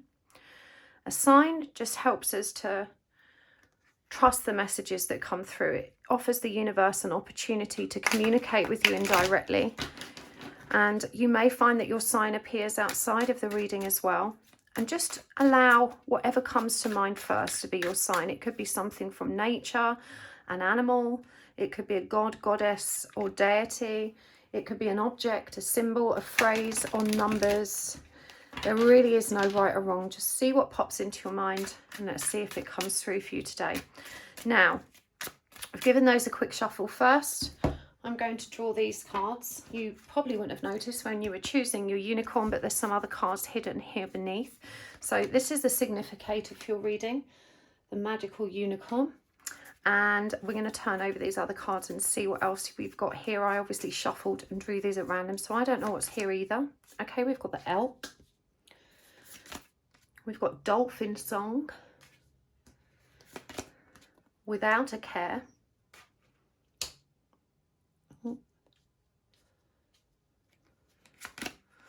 Puppet. And the lonely journey of the priestess. Okay, now first I'm going to draw some more cards just to help me get some context and understanding of the current situation that's hurting you, that's breaking your heart, and then we'll move forward with the guidance. We're going to use the oracle cards, we're going to use the charms. There won't be an extended reading today because I don't have time, but I still wanted to get this video out, and this is the first time I've done a reading of this type, so do let me know if you enjoy it, if you found it helpful, and of course if you'd like me to do it again, let me know in the comments. It's really helpful to get that feedback from you, and I thank you in advance. So let's do this. Pile 3. We have the Emperor, the 4 of Wands, the 9 of Pentacles, the Hanged Man. This has come through in every pile for us so far. The Queen of Wands, and that is the 8 of Swords in reverse. So we're going to start with what's on the table. We'll get more cards as we go. First thing that jumps out at me, and I'm going to start with the significator that we chose for you, is that unicorn energy. And of course we've got here the lonely journey of the priestess. And I do feel that you are knee deep in your own divinity right now. You may, with that 9 of Pentacles beneath the unicorn, actually be working in a spiritual manner. You may be using your gifts to support others on in their light work or in their healing. And definitely you are engaged in your own healing practices, but there is a tremendous focus right now on abundance, on productivity, and this is where you kind of receive most of your, I guess, sense of personal value. You know, it feels like you are a natural leader, performer, and high achiever. You know, you feel the best about yourself when you are making your own way in the world, making powerful waves and manifesting that abundance that you need to take care of yourself. There's a powerful force of independent energy with this. And I'm really drawn as well to the fact that we've got 2 very masculine symbols here with the Emperor and the Elk, which seems a contradiction to the lonely journey of the priestess energy, which shows up here as well. And it may feel like you have moved so far along the healing path that you often feel a bit alienated or isolated, that this strong masculine energy, this energy of control, of leadership, of earthly manifesting, is what really helps you to kind of stay on track and keep things together. And the thing that's hurting you the most at the moment, in some respects there's another person here, which I'll come into in a moment, but it's actually your own reluctance to accept that you are brokenhearted. And you may have found your way to this reading today not because you feel like your heart is smashed into a million pieces, but perhaps you just felt drawn to this reading. You may not have watched any for a while. Maybe you just enjoy my messages and thought there might be something useful in here for you, even though it's not necessarily you know, a broken heart would have been something you thought of yourself. But this is actually your block, because the truth is none of us makes it through life without having our heart shattered to pieces. And even when we've put it back together, you know, that scar tissue remains fragile, and those wounds continue to perpetuate a lot of the shadow aspects that reside within us. And the thing is, you are such a positive, strong and resilient person that you're quite capable of elevating yourself above those things. And that has kind of led you into a false sense of security, this idea that, you know, you don't have a broken heart, you don't need any help, that you're through that and you're past it. And this inhibits you from really tapping into the deeper layers of your own shadow aspects and releasing a lot of the things which still hold you back. It does feel like there is a soulmate or twin flame journey here ahead for you, and this is where the puppet energy comes in for me, because in real terms you pride yourself on doing all the right things. You know, you may have read what that's such a divine journey requires of you, and you keep yourself very busy ticking off all those boxes, doing all the right things, keeping your head above water and marching forward. And of course we have the Four of Wands here to clarify this. But of course a puppet isn't really in control of self, even though this perception may be the case. The perception of self may be the case. You may not realize it, but actually a lot of the behaviors and the decisions and actions that are being brought forward by this experience are very much connected to that mirroring energy with your person. And there's a great deal of resistance here when it comes to acknowledging that. I feel that you've more or less convinced yourself you don't need your person as well, and that you're quite happy without them. This is the energy of avoiding your own deeper fears, your own deeper insecurities. And I want to remind you again about those masculine energies. And look at the Emperor in this one, wearing a mask. You know, I'm in control. I'm wearing my crown. I'm charging forward. Look at how nonchalant the energy is with that cigarette there, you know, smoking away, looking all cool and easy about it, you know. And you're such a strong person that actually your greatest weakness is not acknowledging your own weaknesses, you know, at kind of papering over them and continuing forward despite them. And so you may not acknowledge this lonely energy that exists within you. You know, it feels like you may even convince yourself over and over again with the same storyline that you're perfectly happy on your own, that you don't need anyone, that you don't want anyone, that you're over this connection, and yet you're not necessarily recognizing how it's still pulling your strings. You are definitely a very ascended light worker. You know, you're very gifted. You have a lot of wisdom and a great deal of clarity and understanding, and a powerful ability to be able to express that and relate to others that are going through the same. No doubt this is why you found yourself perhaps working in an environment where you offer others such support. But there's definitely a dramatic avoidance of self here. And again, with that elk energy, which for me again is a really powerful masculine symbol, you know, connected to this Hangman, you're being asked to surrender to the journey and really embrace that divine feminine energy, which does require you to be vulnerable. And you're not good at being vulnerable. You know, that nonchalant energy really stands out. You know, you like to be brave and bold, and you like to be quite bolshy and fun, and you tend to react quite calmly on the surface to all of the drama and the ongoing chaos around you. You like to be seen to take it in your stride. And look, we see here in this Four of Wands, which is a powerful symbol of the twin flame connection, this lady dancing, celebrating amongst all these balloons without a care in the world. But unlike most Four of Wands, she's alone. And so I don't doubt that there's probably some kind of separation between you and your person, even if there is communication, and that you're, you know, seemingly reveling in this kind of period of your life in which you finally feel like you've released that desire for the companionship of another. And what's really interesting about this is that it's not so much the case that you've moved into full surrender or union with self. It's more the case that you've found much more productive coping mechanisms to elevate yourself out of the dark so that you can avoid sinking back in to those shadowy energies. And whilst that's really positive, you know, that demonstrates mastery over your emotions, it demonstrates mastery over your state of being. It's unwise to keep yourself elevated there at the expense of ignoring the shadowy work that needs to be acknowledged. And this is what you're being asked to surrender to, you know, to recognize that there is still darkness that needs to be addressed, to adjust your perspective so you can have a more realistic view of where you're really at on your journey.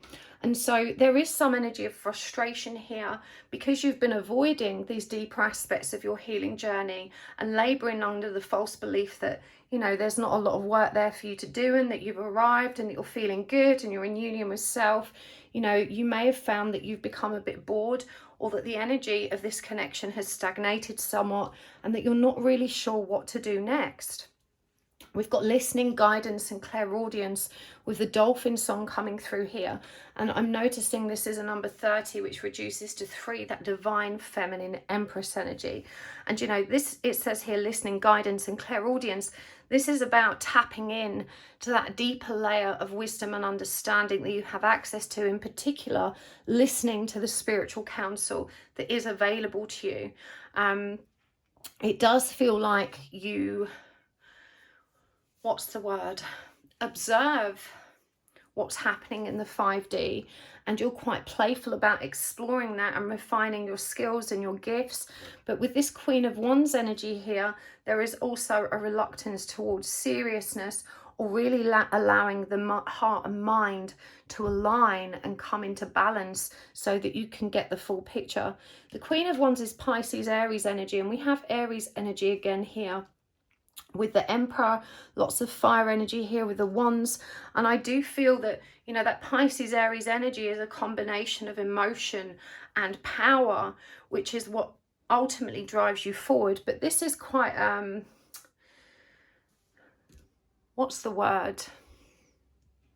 it's the energy of avoiding the practical nature of your journey as well. And so you may find, again, that you invest in all the playful and fun things, but struggle to maintain the discipline required to see you through the practical and more logical, mind-oriented aspects of your healing journey. And this is further acknowledged here with that disregard or ignorance, turning a blind eye to what actually remains beneath the surface. And this is a 2-2, which reduces to 4. Again, the energy of the Emperor. It's all about trying to stay in control, keep up appearances, be seen as the strong one, you know, not wanting to be perceived as weak, you know, trying to swim against the tide and smile while you do it. And again, with the 8 of Swords in reverse, you genuinely don't see this about yourself. You know, the 8 of Swords is all about self-imprisonment. It's about our inability to see how we create barriers and obstacles for ourselves with those limiting and false beliefs, which in your case is relative to the stage of the journey you're at. And I want to make this okay for you, because I don't think there's a divine feminine alive that hasn't navigated this part of the journey where they're, you know, so desperate to be in union with self, so desperate to leave that longing and yearning and painful energy behind, that when they manage to learn to elevate themselves above it, they lull themselves into this false sense of security that that's it, I'm good now, I've made it, I'm here. And it doesn't serve us, you know, to think that we've arrived. You know, there is always more progress. And in real terms right now, you're using your masculine energy to empower the way forward. And this means you've probably been very detached and avoidant of your counterpart, because you finally feel back in control. You know, you are no longer chasing. And having stepped out of that chaser energy, you may have seen the roles reversed and your person become the chaser, whilst, you know, you are the runner. And you may not perceive yourself as the runner. You may perceive yourself as standing still, receptive, open arms, whilst kind of resigning yourself to the idea that your person isn't ready. They probably will never be able to live up to, you know, that blinding expectation of union, and you feel like you've let that go, and so their behavior is inconsequential to you now. You know, this is the energy of, I can take care of myself, I no longer need to focus on that. And of course what that creates is it shifts the connection on its axis. It's not the case that you've moved into balance, you've just literally shifted positions. And so I do feel that there probably is communication of some friendly nature between you and your person, but you very much convinced yourself you neither want or need them at this stage in your life. In this runner masculine energy, you may also feel that actually, you know, you're maybe not attracted to them that much, or that all of that longing and attraction and affection has just kind of dissipated from you. But again, you know, this is also a shift out of the feminine emotional body into the masculine controlled body, which is more focused on, I guess, the state of being rather than the raging emotions. And again, we see that with the Queen of Wands. Most people don't associate the Queen of Wands with Pisces energy because it's that fire energy, and it's more commonly associated with the drive and the passion and the fierceness of Aries. But that's what's interesting about how it's presenting. That Pisces energy, that very soft, gooey, dreamy part of you that really still does want this union is hidden in the background where no one can see it, even yourself. So there's definitely, you know, an energy here that you're avoiding. There's definitely some hurt and pain that is there beneath the surface that you're not aware of because you've learned to stand above it and to avoid it. And so you really need now to take 2 steps back and allow yourself to be vulnerable enough to confront those energies. But let's get some detailed guidance for you as well. Okay, so we've got the Ace of Cups in reverse, the Ace of Swords in reverse, the Page of Wands in reverse, the Magician in reverse, the 6 of Wands in reverse, and the 7 of Swords. So again, that self-deception coming up in that end row of turning a blind eye and the disregarding your own limitations. So when we have 2 aces in reverse, this indicates how those new beginnings are being thwarted by ignoring your feelings and ignoring the truth and pulling back into this energy of, you know, no longer chasing. You've actually relieved yourself of any responsibility for this connection. You know, you may, as I said earlier, have even convinced yourself that you don't love this person, that they were never good enough in the first place, that you don't know what you ever saw in them, and you feel so very relieved to have let go. But if you are in a twin flame connection, you know, that attitude surely doesn't serve you, because a rejection of that your person is a rejection of self. They are your mirror. Their body, their vessel, contains the same soul that resides within you. And so when you are turning away from them, and I don't mean in a running sense, but I mean in a sense of, I'm no longer interested, I no longer want you, you know, this is actually mirroring some energy of self-avoidance or self-rejection that still exists within you. And this disempowers you from utilizing all the available tools and all the available skills that you have in order to move forward. And, you know, the guidance here with that 6 of Wands in reverse is that you cannot be triumphant whilst you're in this state and you continue to deceive yourself, you know, and to move forward with this strategy that's been conjured with the mind rather than the heart. And look at this, you know, the mask is falling off, and when we see that the mask is coming off, everything is kind of papered and stuck together, although there's still no clarity here because one eye is covered. And so, you know, this is very revealing.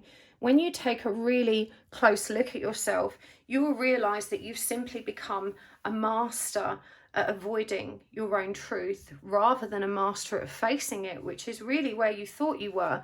And again, I want to make that okay, because in many respects you have mastered so much, and you certainly have aligned with your truth at points to have arrived at where you are now. But the truth keeps opening up to us. This is about peeling back the layers and recognizing there's always more.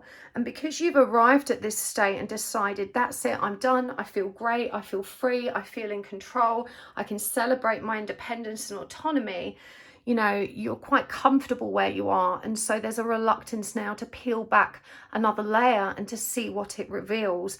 And actually, if you peeled it back, what it would reveal is more shadow, more frustration. There's still a lot of resentment for your person, even though it may be hidden under the energy of compassion and understanding. You know, I'll always be their friend, I'll always care about them, but I don't want them. I see now how toxic they were, how useless they were, how they weren't good enough for me, how they, you know, didn't treat me the right way. All of these judgments are also a reflection of the wounds that still exist within you, and the self-loathing that still exists within you. Again, this person is your mirror. They are reflecting back at you exactly how you feel about yourself. And so, you know, you're really being asked to reflect on that. I just want to pull a couple of extra cards here.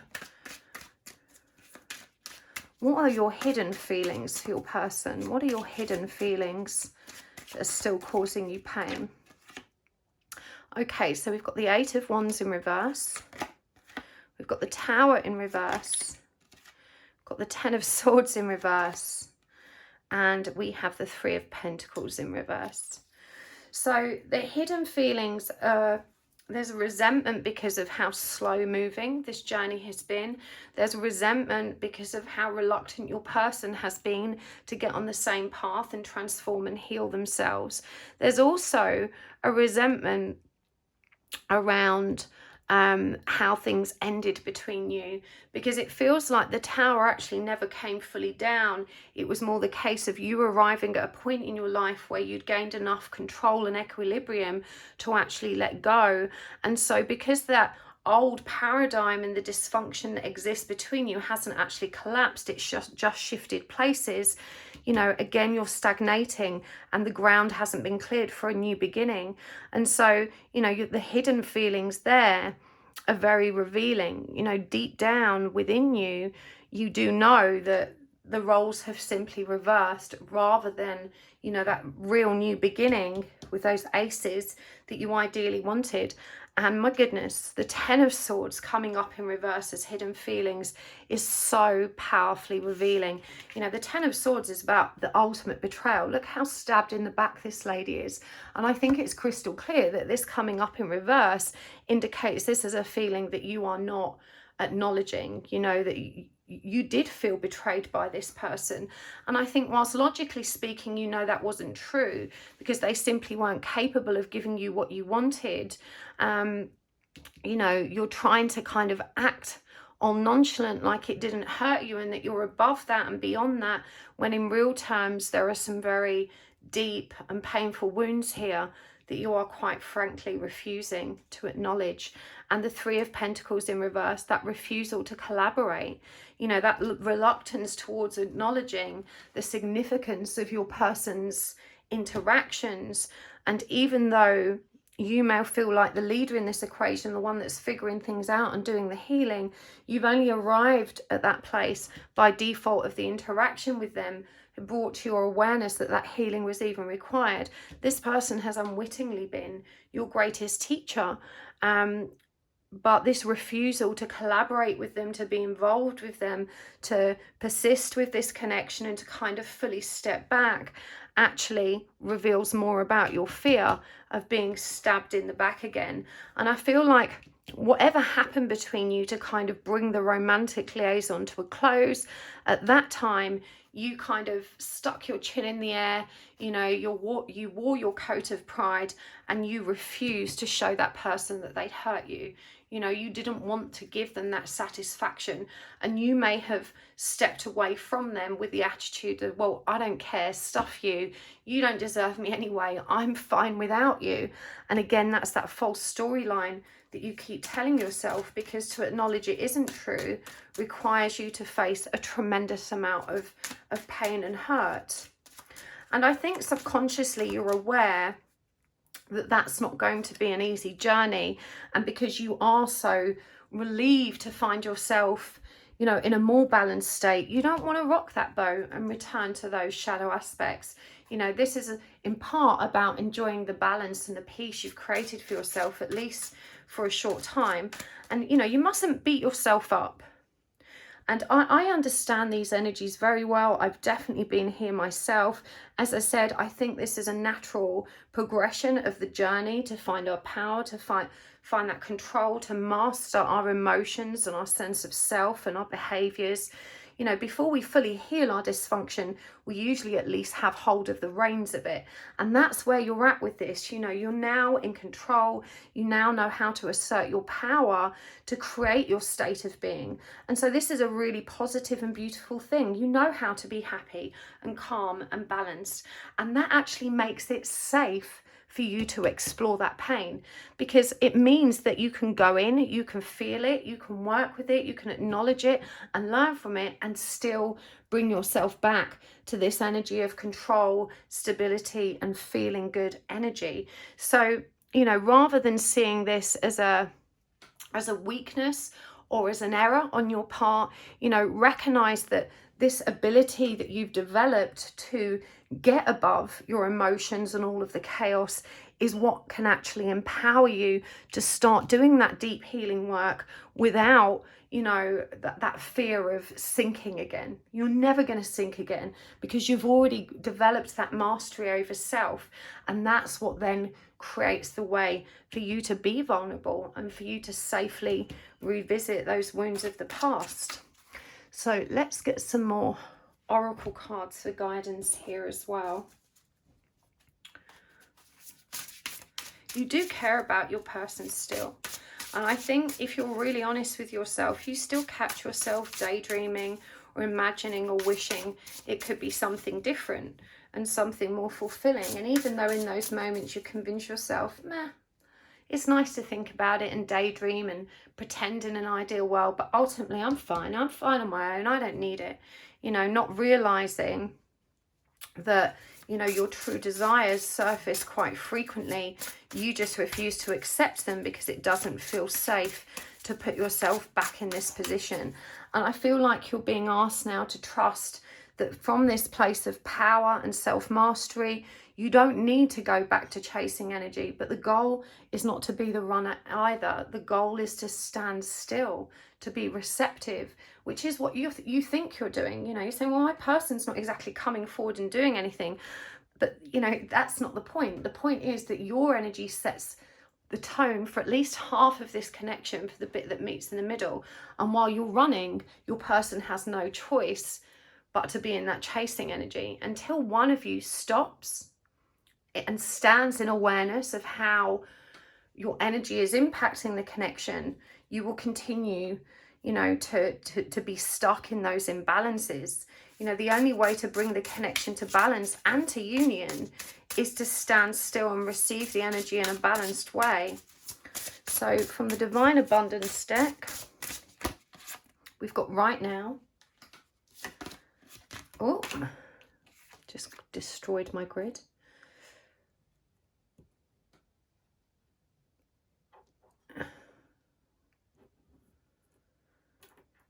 It just gets worse and worse. I have to straighten out or it will annoy me. I swear down, it's like I can feel the wobbly energy coming off a grid that's wonky. Okay, energetic clearing with Kali Ma. And from the Queen of the Moon Oracle,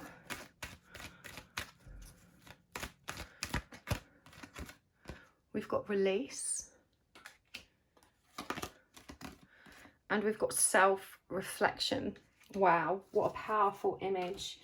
And from the Moonology Oracle,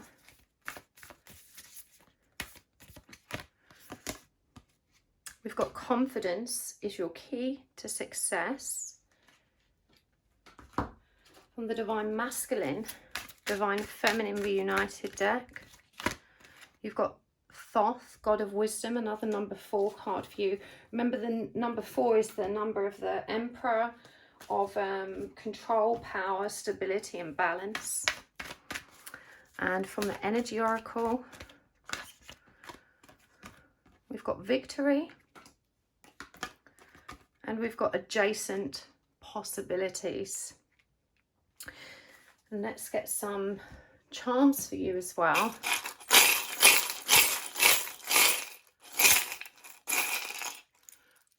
Oh, okay, quite a few came through for you, sorry. We've got Hello, I'm Yours. We've got the White Moth, the Light and Dark Counterparts. We've got the iPod playing You're a Loser, lol. We've got the Good Vibes jar. And we've got the rose tinted glasses. So let's start with right now. Stay in the present and don't get too far ahead of the flow. You'll soon trust that nothing more will come than can be handled in each moment. And so I think it's important to reflect in these circumstances that your fear of digging deep is not just a fear of the past and the wounding that exists, but it's a fear of unleashing the love, the affectionate, the longing for your person that previously kept you so stuck. And this is the universe again reminding you that nothing more will come of this situation than you can actually handle. You are past the worst of it. You are strong now. And Kali Ma comes through to remind you that during crisis, it says here, the Holy One herself may be emptying you of fear and attachments and preparing you to receive her luminous plan. You know, trust in the energy you've already cleared to arrive at the place that you are. But you need to release the fear and embrace this transformation. And I think this self-reflection card is very telling, very, very twinny image we have here. You know, we see the twins here, but the reflection in the mirror shows them neck deep in water. And of course, water represents the emotional body. And so one is turning away, you know, they have their back to that truth, and the other is facing it, but with their eyes closed. It's that refusal to really look at self and acknowledge how deep you still are in those raging emotions that need to be brought back to balance. And this is a number 17 card, which also refers to the energy of temperance. Is it temperance, number 17? Star. Yeah, it is temperance. Temperance 16. No, 16 is the tower. I'm getting mingled up here. But yeah, I think it is temperance. So it's temperance 15. This is really going to do my head in. It might be the energy of the star, which itself is optimism. Either way, this self-reflection will help you bring your energetic self, the hidden aspects of self, into balance with your 3D self, the part of you that you still believe to be true and real, because you refuse to acknowledge those depths that still, you know, threaten to undermine, well, in your mind, threaten to undermine the power and stability that you've achieved. And so again, you know, it's saying nothing more will come of this than can be handled in each moment. Confidence is key to your success. And we have here that new moon in Leo energy. You know, Leo, or the lion, is all about the taming of the beast. And the beast only becomes tame in the presence of the soul, in the presence of divine love. And when you connect with that love inside of you, this is when that confidence can be brought forward to carry you ahead. Now, the God of Wisdom, number 4, reminds you that you do have access to all of this information and all of the guidance that you need to help you move forward. You know, you needn't worry that anything will remain hidden. You needn't worry that you won't be able to figure it out. In fact, victory is assured. There are so many possibilities and different routes you can take to achieve the same end goal here. But one thing you need to trust in is your own triumph. And actually, that's the faith it feels like you have let go of.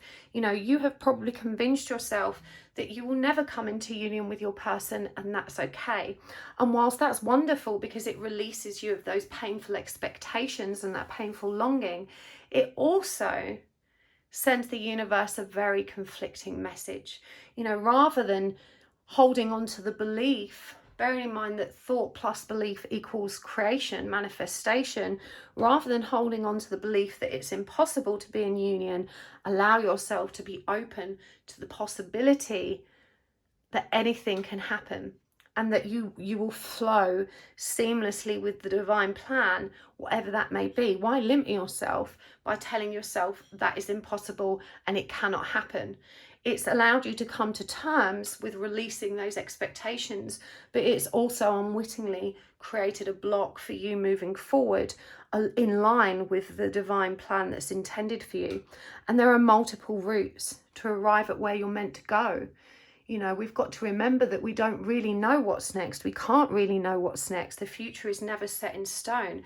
There are a variety of different routes and paths that, you know, move us in the same direction. And it does feel like your person's path and your path will reconvene at a later date. In the meantime, you're definitely wise to pursue your independence and your autonomy, and to enjoy this space that you've created for yourself, but to be open to the possibility that, you know, your paths will reconvene in the future, rather than creating that limiting belief, because victory will be yours. The only way is up from here. You are always destined for real love, for a real future, for real purpose, for real abundance. You know, don't close yourself off to it by telling yourself how you think things will work out. Remember, that's not true. The future is not set in stone, and there is no real way of knowing. So it's worth analysing why you tell yourself that storyline. And as I've already described, it's because it's easier than living in hope. Because hope makes you feel annoyed. When you place your faith and hope in this person and they dash your expectations again and disappoint you, you're forced to deal with all that pain again. And so by telling yourself it's never going to happen and I'm good with it, you're relieving yourself of that cycle instead of trying to approach that same cycle with the mastery and confidence and control that you've actually developed exactly for this purpose. This person is yours. Whether you like it or not, they are you, and you are them, and you are theirs. And even though they haven't been able to, you know, live up to this beautiful dream, even though they haven't been able to sweep you off your feet and do all the things you wish they could do, even though they haven't been able to, you know, transform into this ideal, they do absolutely love and adore you. I'm hearing this person has no idea how to express that. They don't even know who they are, but you are probably the one human being that they look up to in this world and hold in very high esteem. You are the one person whose existence matters to them and actually gives them faith that this world isn't such a bad place after all. You need to keep transforming. The moth always seeks the light. It's always looking to come out of the dark, and it stands in recognition of, even though the sun will rise again tomorrow and I appear to be in lightness again, that the darkness will descend once more soon enough, because there is always shadow. You know, we are made of both light and dark, and even though you may have convinced yourself that you're the light one and your person's the shadowy one, you are both cut from the same stuff, and actually one cannot exist without the other. You need to remove your rose-tinted glasses. You know, part of the reason for your crushing disappointment is that you assumed that union would be a physical interaction of romance, marriage, babies, happy ever after. And in truth, it is so much more than that. It's not purely a romantic journey. It's about discovering your true self, your true purpose, and really embracing your divinity and coming into union at a very energetic level. Because when counterparts unite in that way, in an energetic way and not necessarily a physical one, they shine a light so bright into this world that it supports the ascension of all humanity. And that's the real purpose. You know, you have to let go of these romantic ideals, and that will help you release a lot of the expectations and the disappointment associated with them when they didn't come to pass. Good vibes only. And I'm intrigued that they're sealed in a jar. You know, what this says to me is that maybe you've stopped giving so much for your person. We've got the music here with, you're a loser. You know, you've got to the point where you've decided they've really never reciprocated or given me anything back. They don't deserve my love. They don't deserve my unconditional giving. You know, I'm keeping my good vibes to myself. I'm feeding myself first. And again, that rejection of them is a rejection of self, because when you have all of that light and love in you and your love tank is overflowing, there is always enough to share. And, you know, therein lies the true purpose of unconditional love, to recognize it's self-fulfilling and that we can give it freely when we actually top up our own tanks. And so there is a resistance towards giving here and perceiving them as unworthy. And really, you're doing unto them what they did to you. You know, you felt while they were running that they were rejecting you, they weren't giving you what you wanted and deserved. And so there's some kind of distorted, twisted satisfaction here in, well, now I get to pull back and you get nothing. How does it feel? So you need to bring this back into balance. You need to recognize that by rejecting them, you are rejecting yourself, that by harming them, you are harming yourself. And that actually right now you are empowered to be the bigger person and to bring this connection back into balance from a place of safety, control and comfort. And that it is okay to move forward and do that. Deep stuff, pile 3. I really, really hoped this helped you. Please do let me know in the comments. I'd really love to read your feedback. And don't forget to make a note of which pile you've watched today. Pardon me. Because you've not watched the whole video, YouTube will usually recommend the video to you again at a later date, usually in beautiful timing, exactly when you need it. If you've made a note of which part you've watched, you'll know not to choose it again. And thank you for hitting the like button and the subscribe button today. It really makes the grandest difference to my channel, and I appreciate it so much. And a very special big thanks to the very generous souls that take the time to watch my commercials or click on them. That really does help keep my channel ticking over. It's a perfect energy exchange, and I appreciate those of you that take the time to do that. So thank you so very much. Thank you for being here today, and I will see you next time. Lots of love. Bye. Hello, part 4. Welcome to your reading. You have chosen the Eagle, the Ammonite, and the Journey of the Sacred Bee Tarot. We're going to give these a really good shuffle, and today's reading is how to mend your broken heart. We're going to go into all the details of why you're hurting right now. We're going to figure it out, and we're going to find out what you need to do to move forward towards peace, towards contentment, and more equilibrium. So whilst I'm shuffling, don't forget that my Reiki classes are now available online. You can find them on my website. Links are in the description box below. And if you haven't heard of Reiki before, it's a healing modality, an energy healing modality, which you can transfer to yourself and others either via your hands or definitely remotely at a distance as well through the powers of the mind. And I'm offering classes for Reiki 1, which is for beginners. It's primarily for self-healing, although it does mean you can give it to friends and family as well when you are attuned to Reiki 1. And I'm also doing level 2, which is for, it's the practitioner level. It's for those of you that have done level 1. You know, you've mastered the art of healing self with Reiki, and you now feel primed and ready to offer that healing at a professional level to others. Even if you don't want to practice professionally, Reiki 2 will deepen your awareness and understanding of the Reiki energy and your capacity to offer self even more light.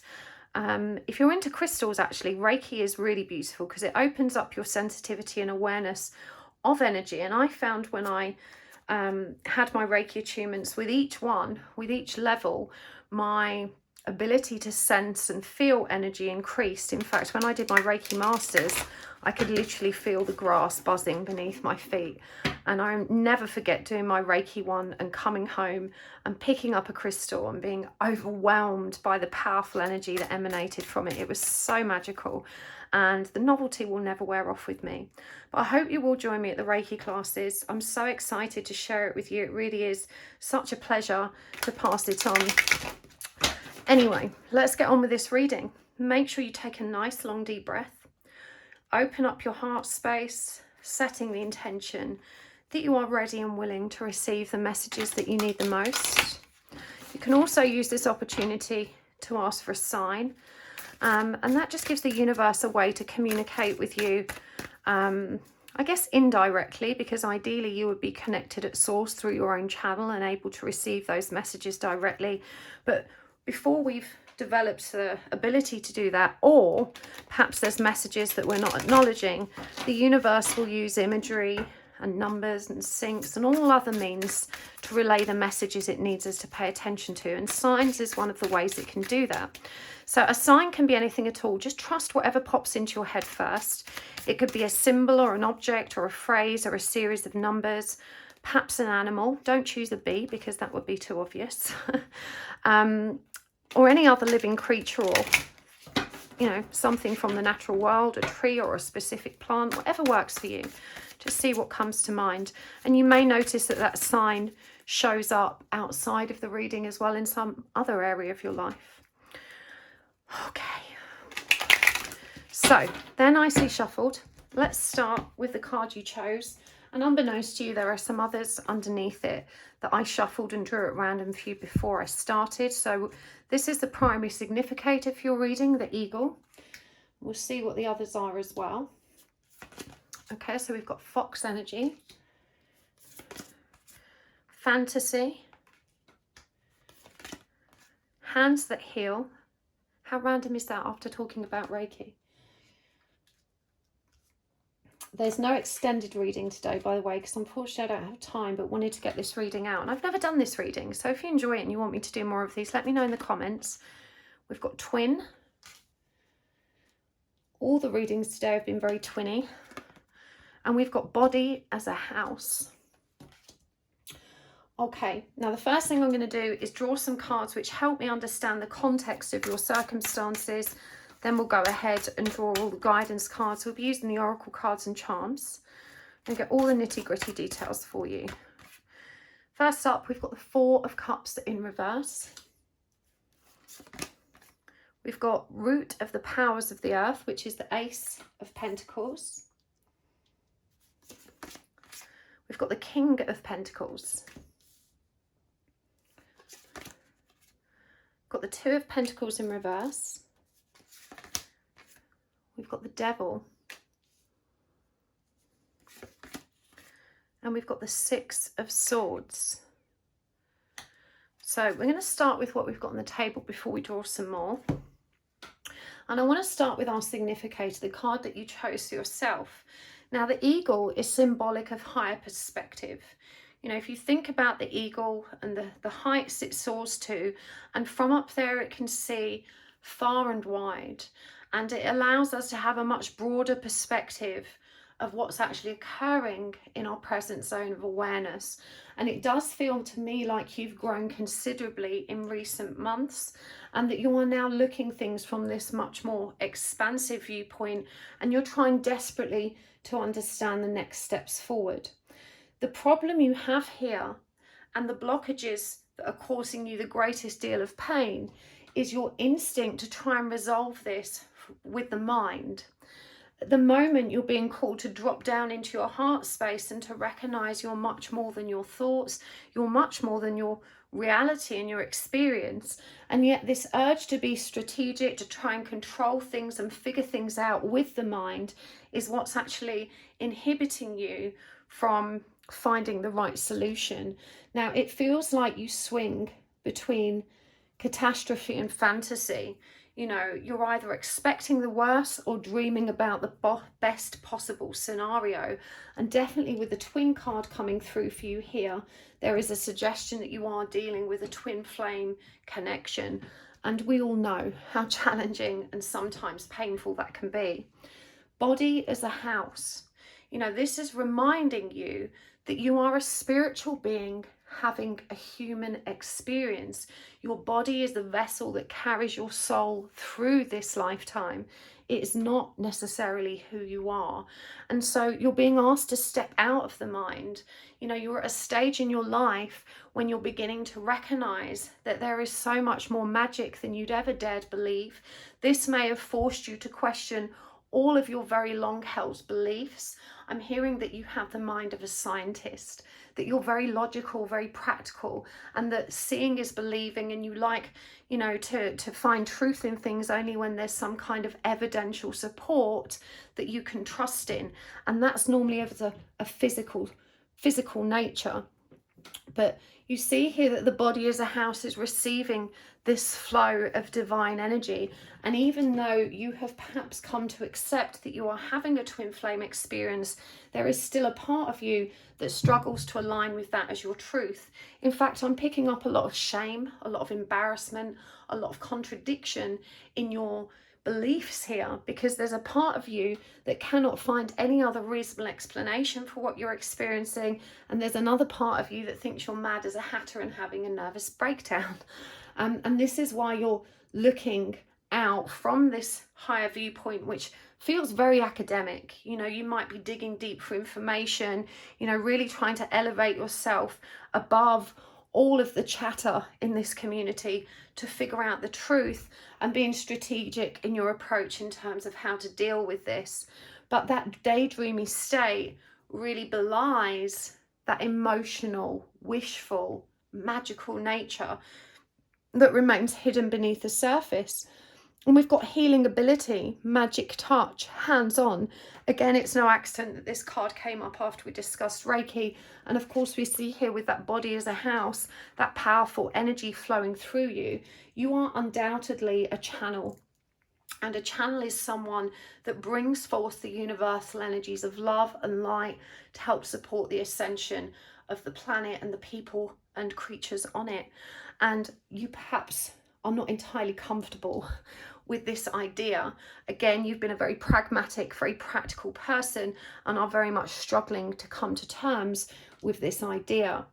I do feel like at the moment your person may be married, or perhaps it's you that is married, but certainly with this King of Pentacles coming up, you know, this is, to me, is the spouse card, usually associated with a masculine energy, and the fact that there has been no change here, you know, suggests to me that that situation isn't necessarily progressing in the way you would like it to.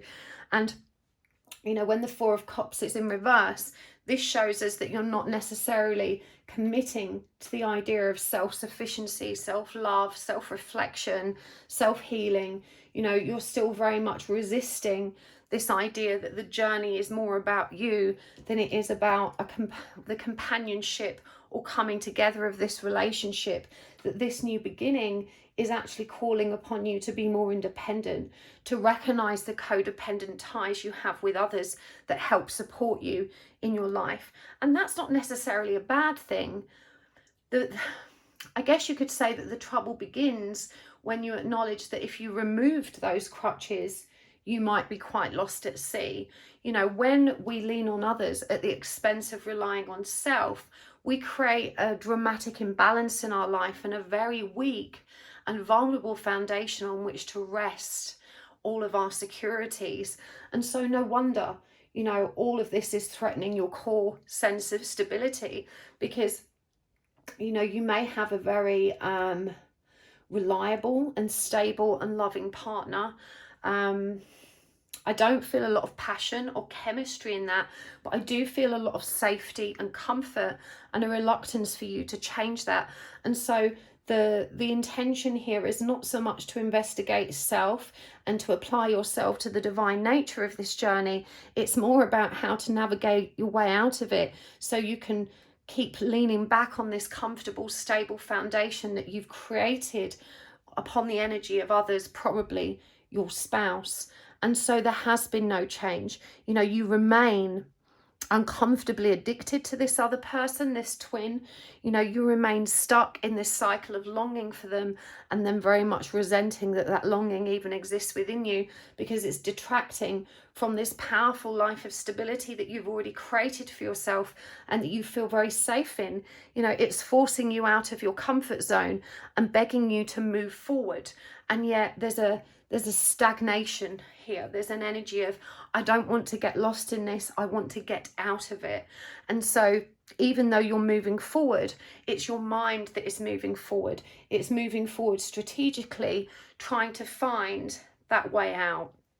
And so I really feel like you're not entirely comfortable with any of these spiritual labels. I really feel like you don't wish to be challenged to reflect on your present circumstances, because they've served you for a really long time. And actually, you know, with this King of Pentacles, I don't feel like there's necessarily been a lot of trauma in that connection. I feel like it really has been a stable and loving place for you to land. And so there's a lot of feelings of shame and self-judgment for, you know, why am I even thinking of something else? I really do have it all. I'm very blessed to have this, you know, this loving, stable situation behind me. You know, I don't want to change that. I just want to release this addiction. I want to make that okay for you as well, because the twin flame journey doesn't require you to leave your old life behind and to rush towards your twin. It's not a journey towards them as much as it is a journey towards yourself. And actually, union is so much more than a physical coming together, a relationship of a romantic kind. Union is something that happens on an energetic level, a spiritual level, and it doesn't actually require that you be in a physical relationship with that person. So that's the first thing I want to reframe for you, just to kind of bring you some peace and some respite. Because even though you long to be with that person, that longing is actually a reflection of the longing to be with yourself, to return to yourself, to return to the love that resides within you. Your twin is simply a mirror that shows you that longing, that shows you. And your twin contains your soul. You know, they are just another body, as a house that contains a piece of your consciousness, and you see one another, you know, through that reflection, through that connection. And so, you know, you don't have to hurt anybody, you don't have to leave this connection, and it's definitely possible to override the addictive quality that that other person presents. In fact, once you start focusing on coming into union with yourself, you will probably find that all of that painful longing and yearning dissipates quite swiftly. And so rather than turning away from the divine aspects of this journey and trying to figure it out with your mind, trying to overcome it somehow psychologically, instead you want to be delving deep into your own heart space and looking for all those gaps within self that your twin is currently shedding light on. So let's get some more cards here for guidance. I do feel like, as I said, there's a very scientifically minded or academically minded energy here with you, and that's both a blessing and a curse, because you know you're predisposed to think with the mind, to work things out in a logical perspective, but right now you know you're avoiding the emotional depths, in avoiding that connection to self that will actually give you the answers that the cunning fox in you seeks. And so this is about moving away from that very linear, pragmatic way of thinking and allowing yourself to think in a more expansive way, like the eagle. You know, your perspective isn't just literal and physical, it's universal. And when you give yourself the time and space to tap into your ability to perceive life in that way, from a universal perspective, this is when you start downloading all of the answers you need. But you know, the heartbreak here, interestingly, most of it isn't for yourself.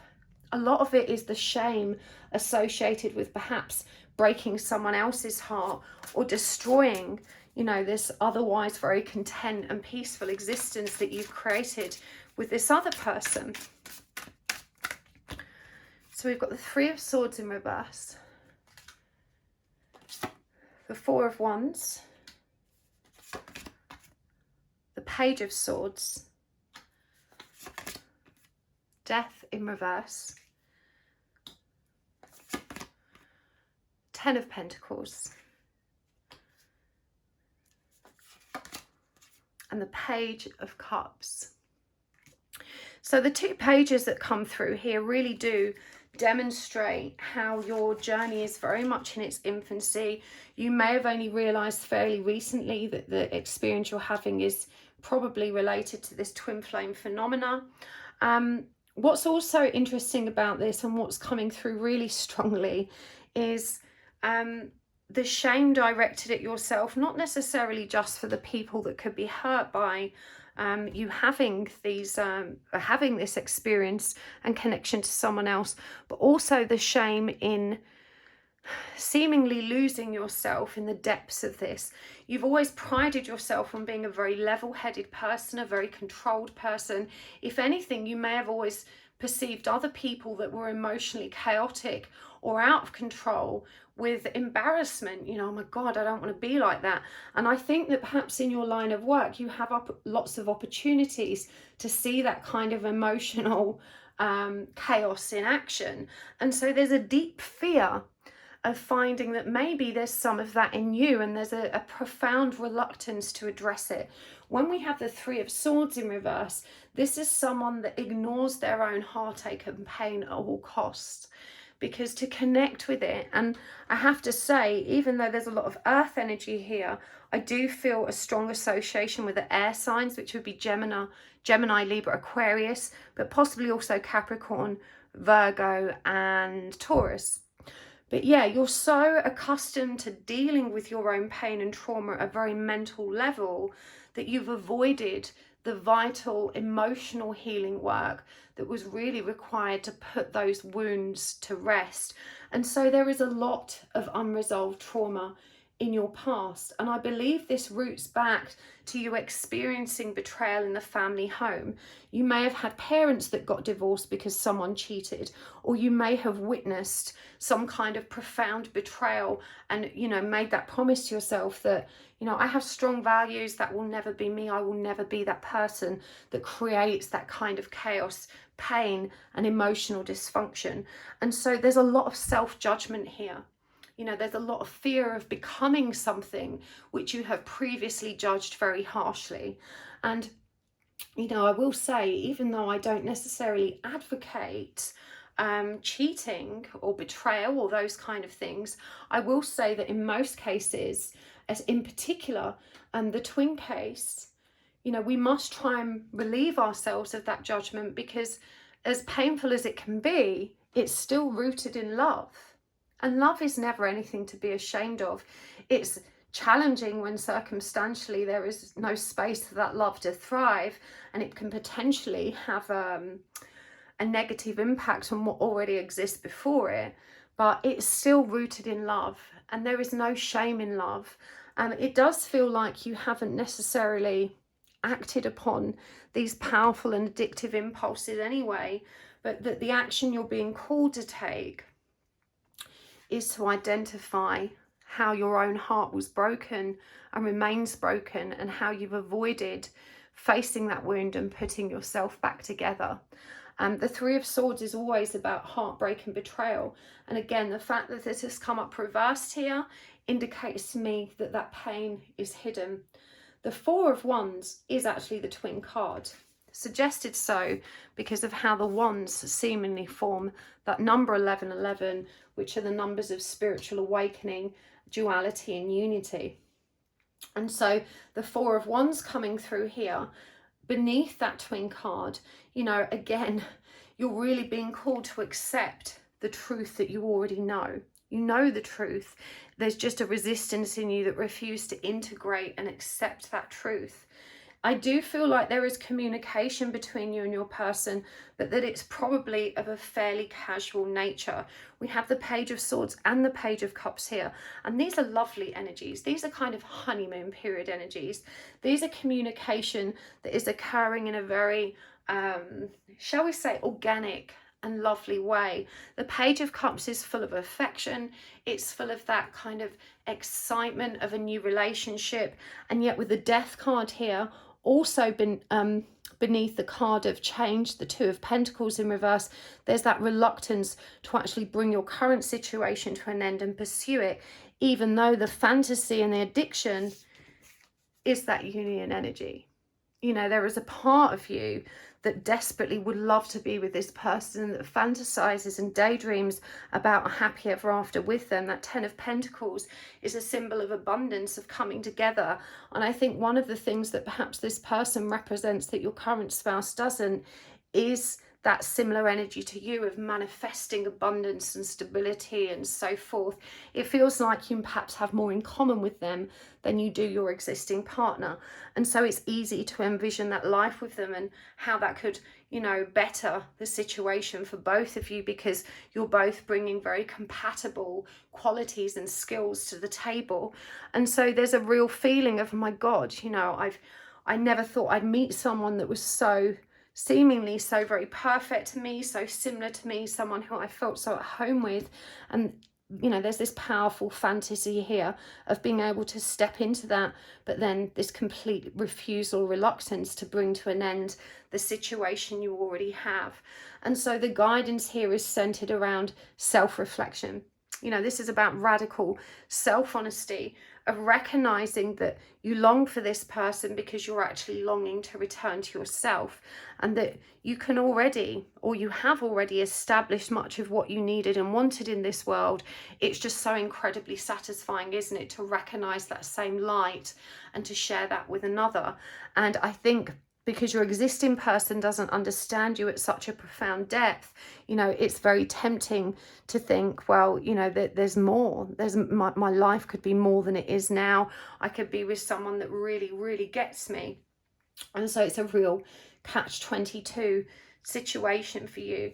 But for sure, you know, When it comes to mending your broken heart, the heart you thought wasn't broken, because you don't do broken hearts, and you look down on the people that are crazy with brokenness, you know, this is a time now to be humble.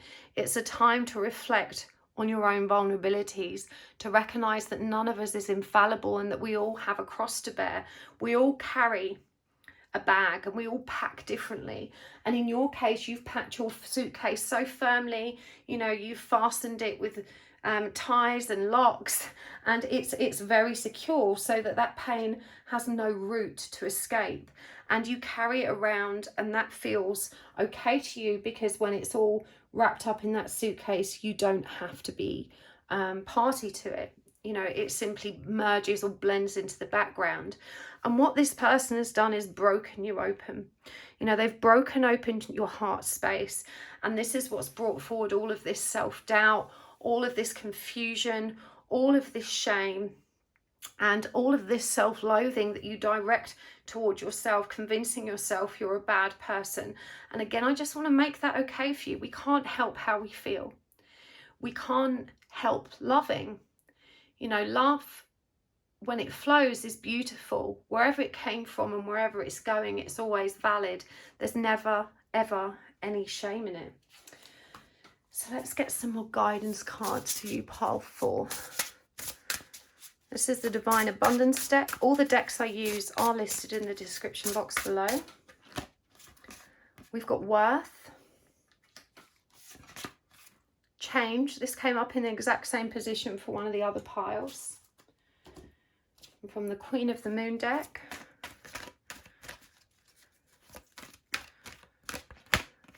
Trust, Egg Moon, and Beauty. This also came up in the same position for one of our other piles. From the Moonology Oracle, You and your loved ones are safe. This also came up in the exact same position. I think it was for pile 1 or 2. Pardon me. From the Divine Masculine and Feminine Reunited deck, we've got Reunited, God of Awakening. And from the Energy Oracle,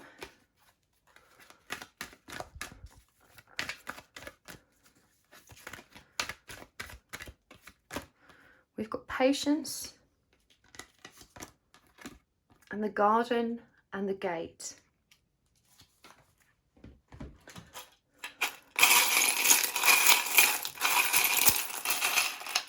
And from the charm bowls, we've got the Gramophone, we've got the Writer, or the Typewriter, we've got Ooh La La, and the FU Scrabble pieces. Okay.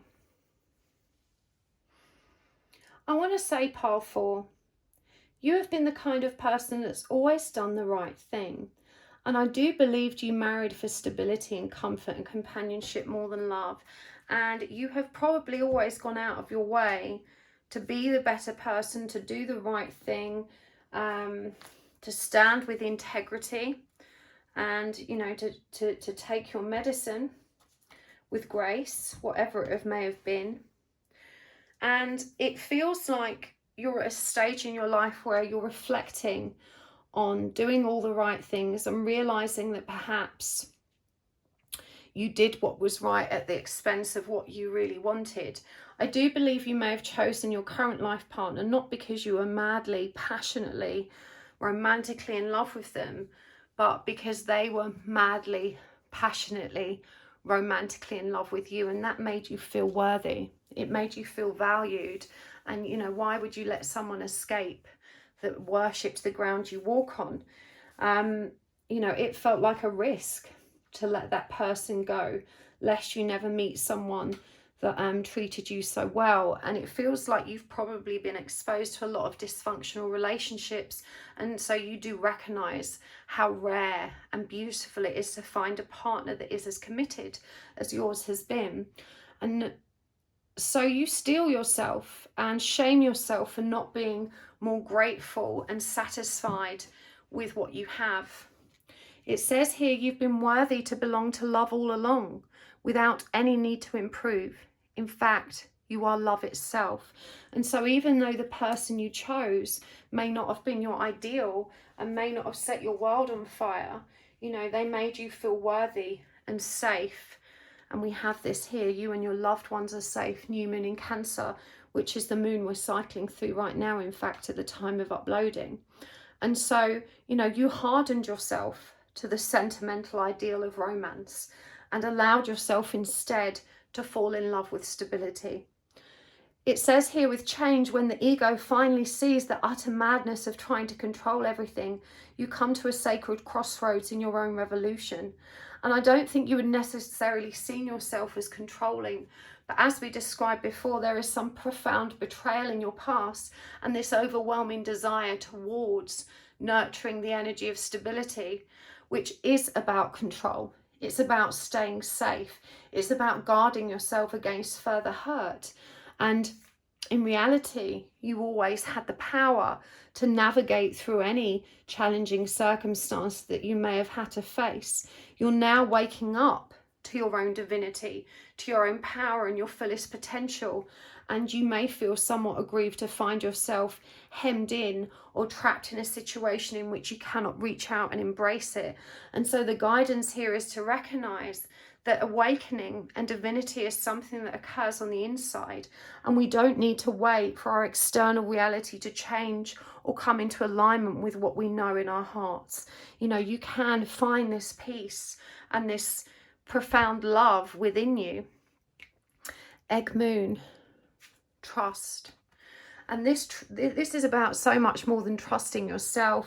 This is about the trust that exists between you and your person, possibly with this nest here between you and some offspring or children as well. And so you've contained yourself in this bubble, made yourself available to them lest they experience the instability that was thrust upon you. You've been so patient and so loving, whilst, you know, simultaneously sacrificing your own needs and true desires to support the stability of the family unit. And you're ashamed that you feel like you're breaching trust. You know, there's a shame comes through very strongly. I have to say, it's probably the strongest energy that is filtering through to me in this reading, because you have always upheld yourself as someone that can be trusted, as someone that is loyal. You have strong values, and you know, you don't want to step outside of that boundary that you have set for yourself.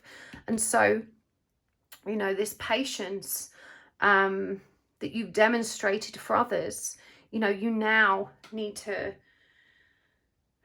reflect back at self, you know, to give yourself that loving and compassionate understanding and support, to recognize that, you know, you're allowed to do what's right for you as well, and that actually doing what, you know, we breach trust with self, we breach commitment to self when we abandon our own needs and desires for the stability and comfort of others. You've been abandoning yourself for a long time. There's no need to feel ashamed. You've given so much. Beauty. I feel like you have a sharp mind, and you have a very solid sense of self and strong self-esteem and confidence when it comes to your skill and practical abilities. Again, that academic energy is coming through, but you perhaps didn't value yourself because your appearance perhaps isn't what the media would consider to be beautiful. And this is another reason that you settled in the relationship you're in, because you felt very grateful that someone would worship you like a goddess when you feel anything but that. In truth, you are divinely beautiful. And again, this rejection of self needs to be addressed so that you can really embody the transformative and healing energies available to you through that practice. You know, this opinion you have of yourself and your physicality really degrades your own sense of personal value, and it keeps you hemmed in and trapped. And again, you know, being in this garden, look at it, that is abundant, it's growing in every direction, there's all of those beautiful flowers, and yet the gate remains firmly shut while you look out onto the open plains, wondering what is over the other side of that hill. And so there's a fear of stepping outside of the comfort and safety that you've cultivated for yourself, of the abundant and stable and loving energies that are safe behind that gate. You know, when you step out of that situation, you're essentially stepping into the unknown. And even though it's open and full of possibility, it's also quite terrifying. So it does feel like you're at a crossroads in your life where you're looking out and you're wondering what the hell to do with all of this change in perspective, with all of this new information. And the answer is just to come back to yourself. You don't need to do anything beyond that right now. When you come back to yourself and you start to trust in your own divinity, the gate will open and the next step will become clear. But first and foremost, the most profound step you can take now is towards yourself. It's to nurture that energy of awakening and enlightenment that is present for you right now. There are messages for you in music. So you're being asked to switch on the radio and pay closer attention, because spirit can't reach you in a direct manner because you're not paying attention to your higher senses. You may find yourself bombarded with peculiar synchronicities, weird messages or communication and bizarre coincidences. Of course, there is no such thing as coincidence, only magic. You know, this is the universe trying to instill faith and to reassure you at every step that you haven't lost the plot. You're not going crazy. You know, everything's going to be okay. Write hard and fast about what hurts you. If you're worried about it being discovered, get yourself a secret notebook and a lockup box or a secret file that's password protected. You need to really learn to express your truth. By saying it out loud or writing it down, you're bringing it through in a much more profound way that will allow you to then reflect on your feelings more objectively. A big part of the problem with you, again, is that capacity for mental focus. You're all up in your head, and that doesn't always allow you to review your own feelings in the most objective manner, and that further compounds the confusion that you feel. I don't know what the Scrabble relation is for you. You know, this is the kind of angry part, although I'm really intrigued that the middle two letters are missing. There's a suggestion of anger here, but also the suggestion of restraint. And so I think it's really wise to consider, you know, what feelings of frustration, bitterness and resentment are actually beneath the surface that you're not acknowledging. Again, connected to that Three of Swords energy that we saw earlier. It might be the passion and the chemistry and the spark in this connection that is so very hard to deny. There could be a French link here for you and your personal connections to France somehow. But I do feel it's important to note here that those feelings are definitely mutual, even though they may appear quite innocent at the moment and you haven't necessarily shared the depths of your feelings to one another. It is perfectly clear to me that they are mutual and that both of you are aware of the profound desire, passion, chemistry, and just ultimate compatibility that exists between you. Probably it feels like you're coming home. I will say as well that there's a very mature energy from this reading. It feels to me that you have probably met your twin flame later in life, and if that doesn't resonate with you specifically, then just leave that bit out. Of course, it's quite a specific detail that might not resonate for everybody, but I do feel that you are frustrated that this is happening to you now. You know, you're kind of thinking, why couldn't this happen when I was younger, when I was fancy free, when my life wasn't so intertwined with all of this obligation and responsibility and commitment? It feels so impossible.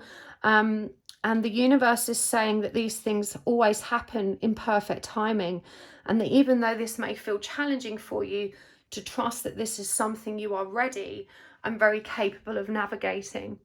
And above all else, that it really is going to be okay, and that you will mend from this, and that your heart will come back together again more whole than you could have ever expected it to be. And you perhaps didn't realize that there's been a hole in your heart all along, leaking all over the place, and that you can anticipate some profound feelings of release when you start plugging that hole and filling your own love tank.